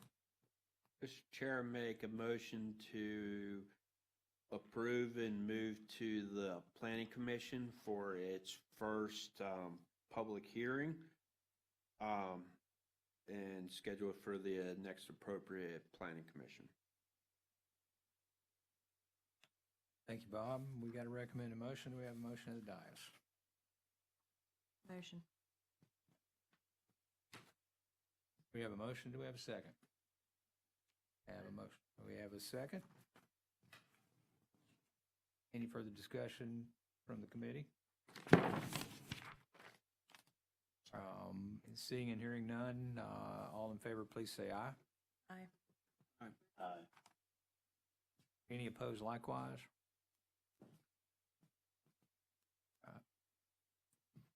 The motion is approved. Your application has met the technical requirements for moving forward to the Planning Commission. Can I ask you a question? What would be my next move? I mean, what would be my next step?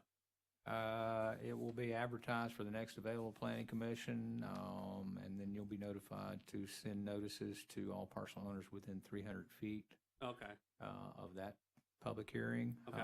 and to place a sign advertising the date and time and location of the Planning Commission meeting. Oh, okay, because I already did all that, so I thought that was what this was about, so. I guess. Those I'm no- new at this. I have never done this before, so. Mr. Chair, I'll make sure he Then is I would informed. stay close to Bob as your Okay. project manager, and he'll give you good guidance on what the next step Okay. is and things Sounds to good. complete. All right, thanks. Thanks, sir.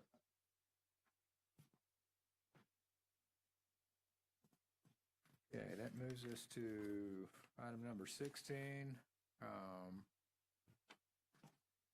We may have folks that are wishing to attend on this item. Do we have anybody outside? Mr. Chair, I thought we continued this earlier, or did you just make announcements that they were going to be? I think we made announcements they were going to be continued, but you're exactly right. We do have a request to continue on this particular item. And I think that request is continue this to June 17. Correct. We'll entertain that motion at the dais. A motion to continue to June 17th. We have a motion. Do we have a second? We have a motion and a second.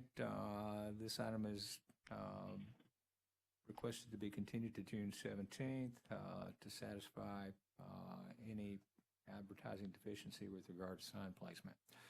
All in favor, please say aye. Aye. Aye. Any opposed likewise?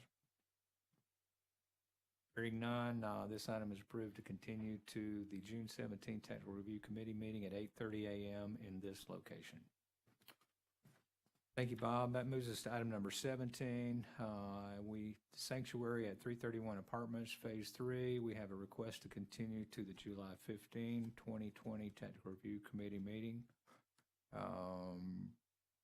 This is a major development that's been reviewed by Bob Baronti. I know that there are a number of outstanding technical review comments and questions regarding this particular application. And this should provide adequate time for the applicant to address comments, resubmit, and staff to have an opportunity to review this particular project, resubmittal.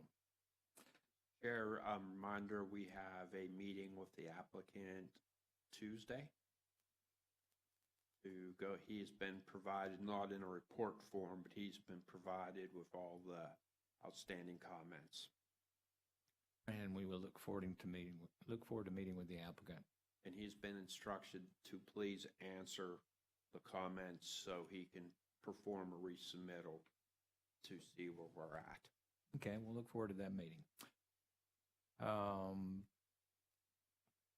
We have a motion to continue to July 15th, 2020. I'll make that motion. I'll second. Have a motion and a second. All in favor, please say aye. Aye. Aye. Any opposed likewise? This item is continued to the July 15, 2020 Technical Review Committee meeting at 8:30 a.m. in this location. Thank you very much. That will move us to item number 18, the partial abandonment of an easement adjacent to Emerald Cove Lane. This abandonment request has been reviewed by Bob Baronti. Bob, if you could briefly introduce it for us. Yes, Mr. Chair, as you said, this is an abandonment application submitted by Mr. Stephen Tatum on behalf of WG Development LLC, requesting to utilize the existing setbacks to raise existing house and replace with a new structure on .034 plus or minus acres. The property has a future land use of residential in the zoning district of neighborhood infill and is located at 74 Emerald Cove Lane South and can be identified by the parcel number in your staff report. I believe there's one outstanding comment to revise the survey and to show easement not on the property. And that would be it. I will turn, the agent is here. If you have no further questions, I'll turn it over to Mr. Tatum. Thank you, Bob. Good morning, Stephen Tatum from Matthews and Jones on behalf of WG Development. Just to address the one outstanding comment, that survey has already been uploaded, so it is in CitizenServe already. Otherwise, I don't think we have any other comments. I know Public Works can't support the abandonment. I would like to point out that the easement that was in the government patent is only for a roadway, not for drainage, utilities, anything else. So right now, drainage and utilities couldn't technically be placed in that area anyway. Yep, that's what it says.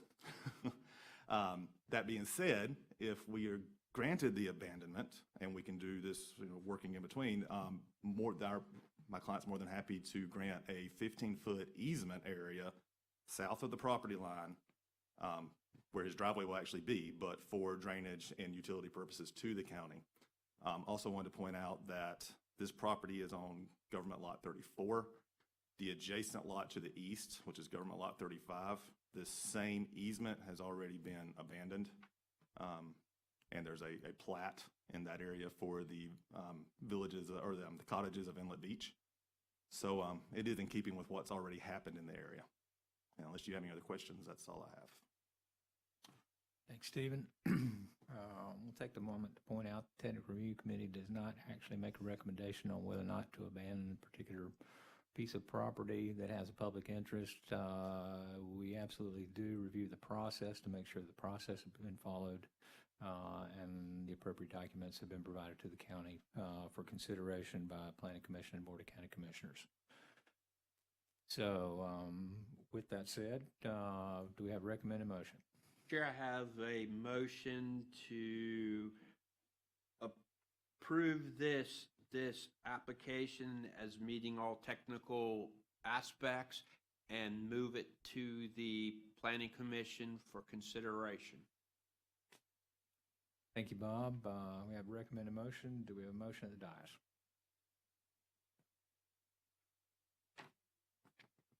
We have a motion. Do we have a second? Second. Motion and a second. Any further discussion? This will get public hearings at Planning Commission and Board of County Commissioners.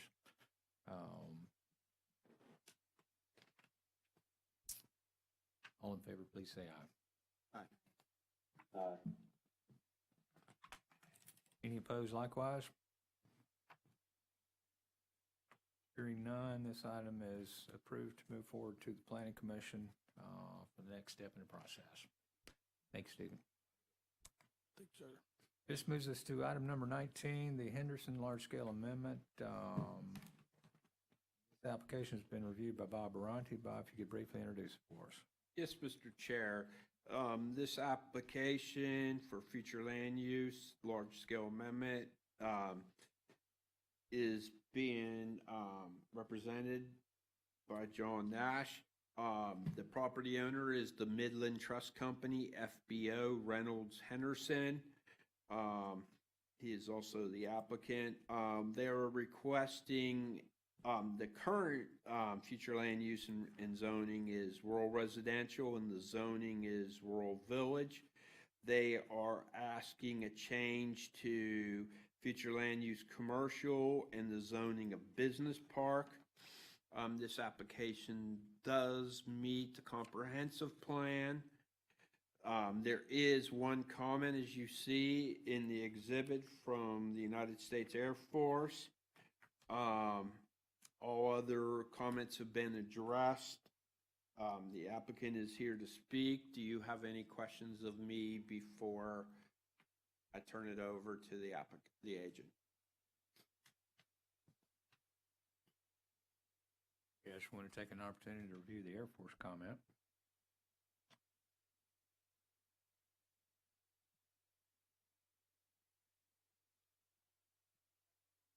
Yes, he is. I was going to say that. Jack is Okay, on Jack Zoom. is available. Jack, if you'd like to make any comments related to this particular item?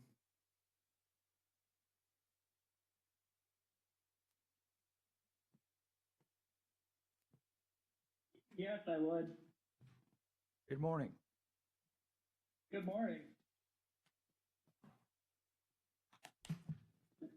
Would you like those comments at this time, or would you like the comments after the proponent speaks? I think we can probably go ahead and discuss it. All right. So Eglin did conduct an assessment of the proposal, and we concluded that there are potential adverse impacts on the Eglin mission. Those are outlined in the Exhibit I that Mr. Baronti referenced earlier in the staff package. The assessment the Air Force conducted was based on the Tri-County small area studies that were done in 2012. Those studies were done in collaboration with Walton County. Eglin was a participant, and the study focused on those areas in Walton County that are most impacted by the Eglin mission. The study then provided land use compatibility guidelines for various areas of high impact. The subject parcel is in a subzone that the study defined as critical approach 1, and it's also in a subzone that is defined as military training route 2. The critical approach 1 is associated with the landing zone east that's on the Eglin Reservation. The area in general has low altitude flights approaching that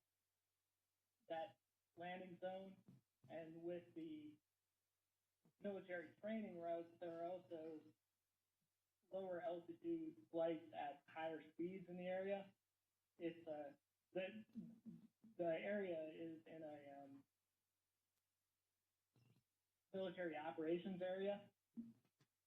So the concerns that the Air Force had was that some of the land use compatibility guidelines in the study shows some commercial business park zoning allowable uses that would be incompatible.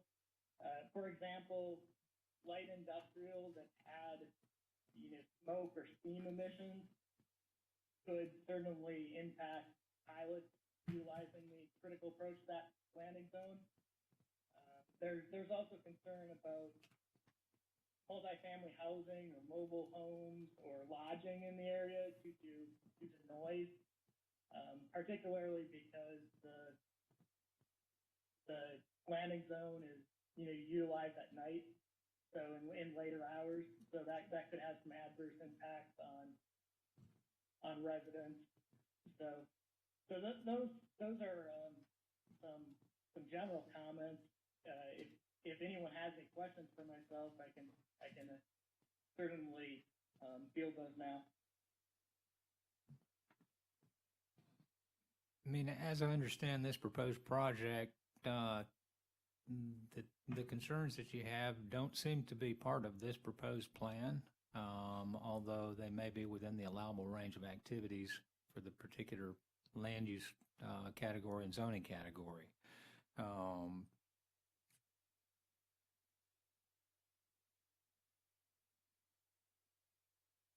Are these concerns that we can work through with conditions in a development order that would address the incompatible comments or the incompatible components of any proposed activity out there that might be allowed by the land use category, but would not be compatible with the Eglin military mission set?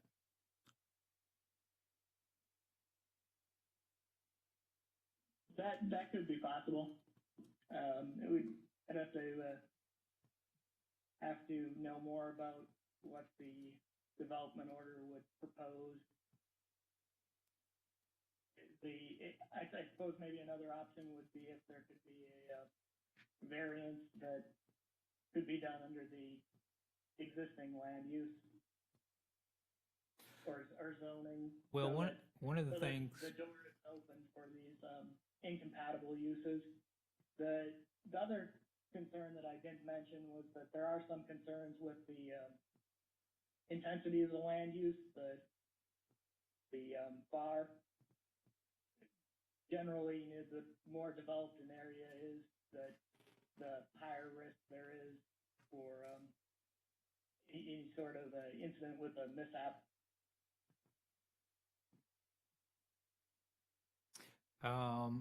Why don't I suggest that the applicant and your office and the county have an opportunity to sit down and discuss the proposed end use of this particular parcel, that the proposed zoning change and would be supportive of, to see if there might be a way that we can address any concerns that the military might have about this proposed location and the intensity of development that might be proposed if a land use change is considered by the Board of County Commissioners. I'm sure the applicant would be very interested in meeting and addressing those kinds of things. Would that be something we could do, Jack? Yeah, absolutely. That sounds like a great way forward from my perspective. Mr. Chair. Because of course we don't want to, unduly burden the county or the landowner. There are many types of commercial uses that would be perfectly compatible with the critical approach and the MTR land use there. Well, I think the county has the ability to approve a land use change, a zoning change, and put some conditions on those that might limit the scope of the allowable activities within that land use category to something within what Eglin would consider compatible for this particular location. Would the applicant like to comment? This is Melissa Ward with Dunlap and Shipman, and for the applicant. We would like to, we agree with the suggestion of meeting with the community planner from Eglin and knock down some of the issues that they have, knock out some of the issues and understand exactly what the proposal is here. While this is a conceptual plan, the applicant is not adverse to conditions to this application. What we'd like to do is potentially we may have to have a developer's agreement that is an agreement between the county and maybe even Eglin, since they have a concern here that has it's in their zone, so that everybody has an agreed understanding of what's acceptable. And if that is something that they will consider, we would be happy to schedule a meeting with all of the entities. What do you think, Jack? Absolutely. We look forward to discussing more, and we can accommodate a meeting, soonest. I know this particular applicant is working with the Economic Development Alliance with Walton County and City of Defuniak Springs as an effort to provide jobs in Walton County. And as such, they are interested in moving through the process as expeditiously as possible, and the county's certainly interested in that also. But we are very sensitive to the mission of Eglin and satisfying those things and being good neighbors. Bob, do we have this plan? What's the next plan for Planning Commission on this particular item? I don't recall if I have this on the 11th. I will check and notify and possibly push it back to another meeting to coordinate all of this. I'm not aware of it being scheduled for the 11th. Notification package has not been sent out as of yet, so our plan was to be on the first hearing of July. Okay. If that's possible. That'll work, because there's only one hearing in July. Then if I could make a suggestion that we would move this application forward, subject to a meeting with the Eglin Community Planner and planning staff and the applicant to address any concerns that the Eglin Planner might have with regard to this land use change and any development order that might be requested after the land use change is approved, if it does get approved. I think that would be a good idea to get together and see what we can do to address any concerns that Eglin has. It's certainly the county's position that we certainly respect the mission and the importance of Eglin Air Force Base. So we're going to accommodate the needs of the military, and I think the applicant is very interested in doing that also, so we're going to all work together on this. Mr. Chair? Yes, sir. If I may add one thing, and Jack and I have talked about on this phone. I know they're pending and it has nothing to do with this case, but there are other properties that are preparing pre-apps to do the same, to add to the size of the proposed business park. So maybe we could address kind of like the area-wide concern, because I know of one that is getting ready to schedule for pre-app pending this one moving forward. I think that's a very good idea, Bob. We'll address this specific location, but we'll also address surrounding locations with Jack. Because I could foresee a big change in that area if this project is eventually approved. Well, let's get a meeting together and sit down and talk about this at the next available opportunity. I'll get Rachel to do that for us, set it up for us. We have recommended motion. Make a recommend motion to approve this project pending successful conclusions with the Department of Air Force to meet their sensitivities and move it forward to the July PC meeting, if those actions have been taken care of. And a motion, we have a second. We have a second. This is a large-scale amendment. It will get public hearings at Planning Commission and Board of County Commissioners. Is there anyone in the audience who wishes to make a technical comment or ask a technical question or on Zoom about this application? Seeing none on Zoom and none in our audience, we have a motion at the dais. All in favor, please say aye. Aye. Aye. Any opposed likewise? Hearing none, this item is conditionally approved to move forward to Planning Commission, subject to the conditions of the motion. Thank you very much.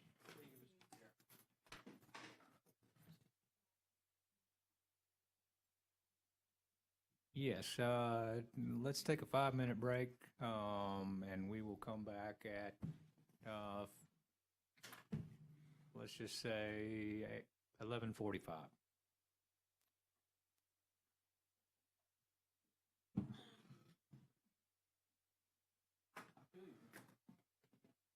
Thank you.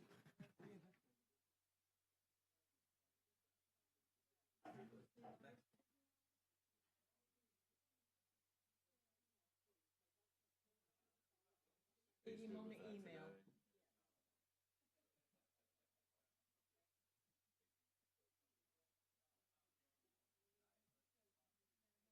For the, pass it back and forth. Well,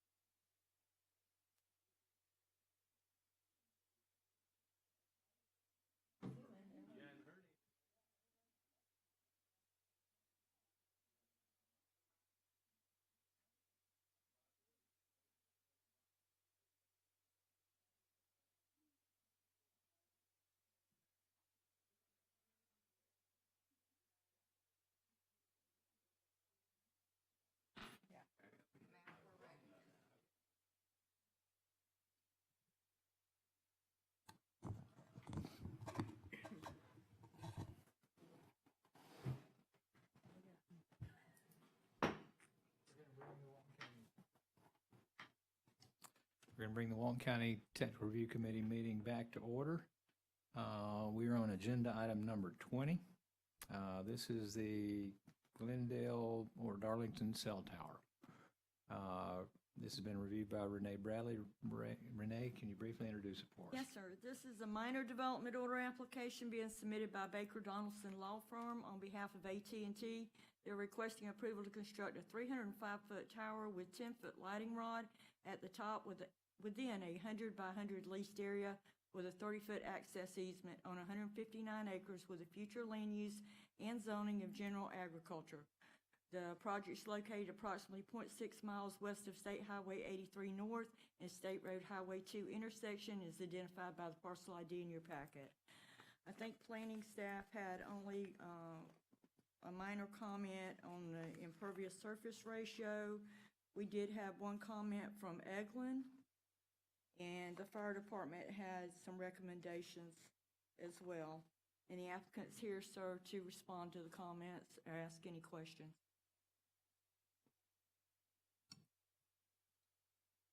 Good morning. Good morning. This is Andy Rotenstrike with Baker Donelson here on behalf of AT&T. Good to see everyone again. So this Glendale site, as Renee said, we're trying to get coverage in the area. So there were no existing towers, so we're looking to build a new one.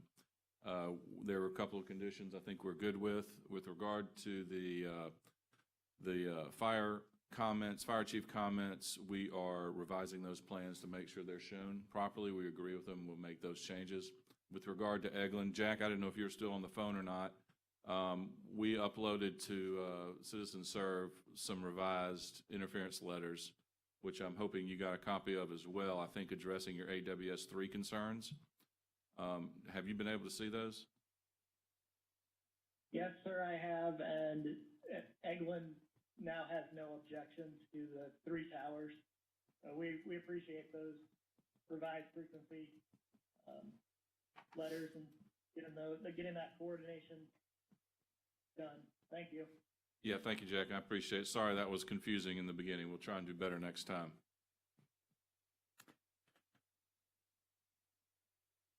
So any questions, I'll be happy to try and answer. Thank you. Appreciate you addressing the Eglin comments. Sure. Do we have any other questions from the committee? Recommend a motion? We move this forward to the development order once all comments have been satisfied. Motion. We have a motion to move forward to development order, subject to satisfaction of outstanding comments. Do we have a second? You have a second? And a second? All in favor, please say aye. Aye. Any opposed likewise? Hearing none, the motion is carried. This item will move forward to development order. Sir, we didn't ask for any public comment on that one, being it's a minor development order. You're exactly right, Renee, and we'll take the opportunity to open a public hearing. Anyone in the audience or attending by Zoom wish to make a public comment?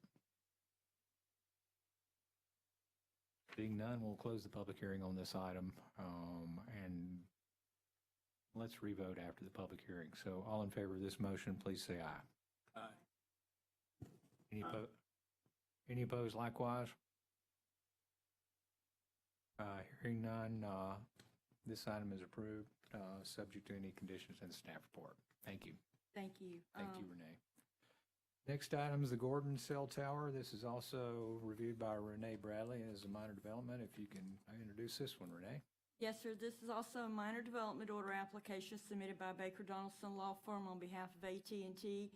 They're requesting to construct a new wireless telecommunication facility on a 305-foot tower with a 30-foot access easement on 0.23 acres leased on a 140-acre tract with a future land use and zoning of general ag. This project's located 0.2 miles west of U.S. Highway 331 North and State Highway 2 intersection, and is identified by the parcel ID in your packet. We have exactly the same comments on this one, sir, from the fire department and Eglin, and I believe Eglin's already told us they're good with the responses. We got responses on all 3 of these. I turn it over to the applicant. Same response. If we're good with Eglin, we're working on the other two comments, should have those corrected in the next couple of days. Thank you.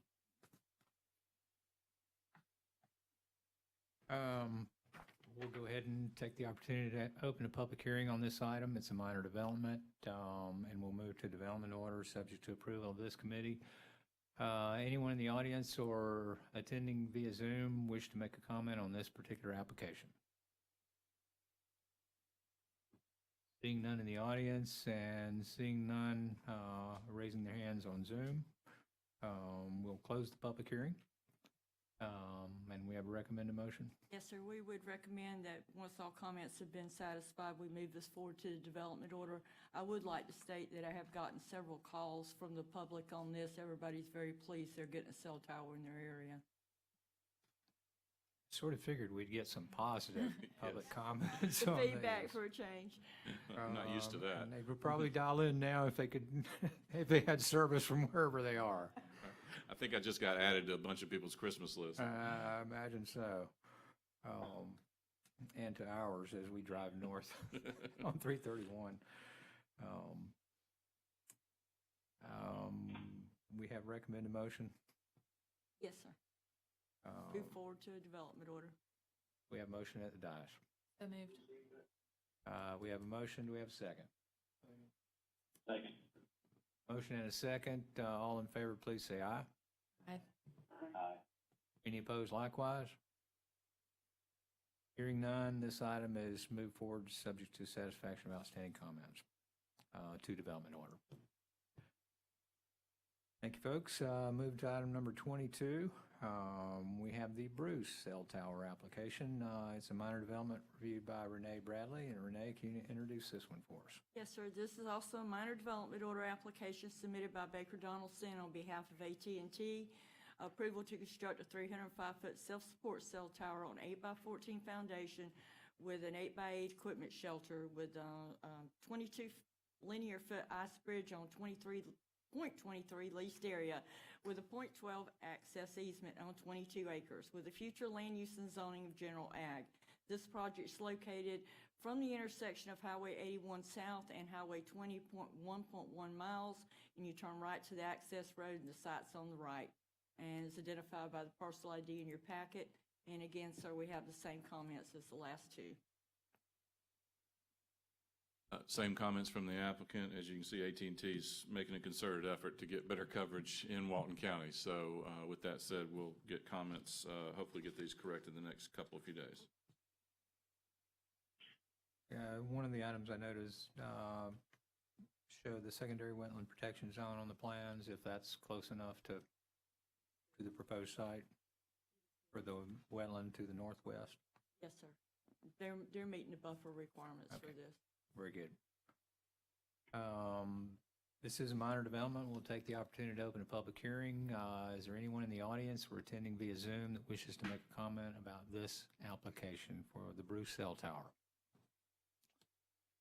Seeing none in the audience, and seeing none on Zoom,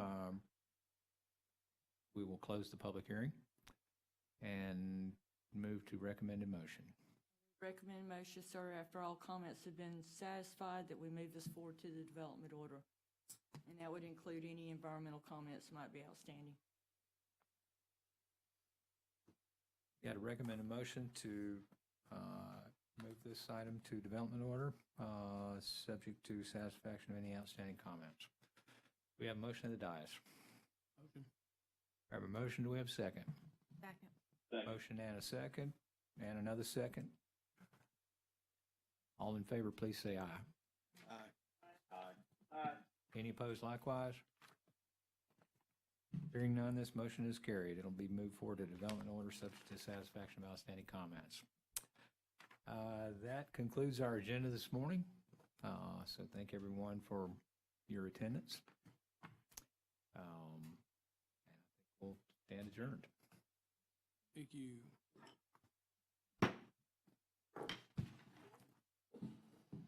Goodbye.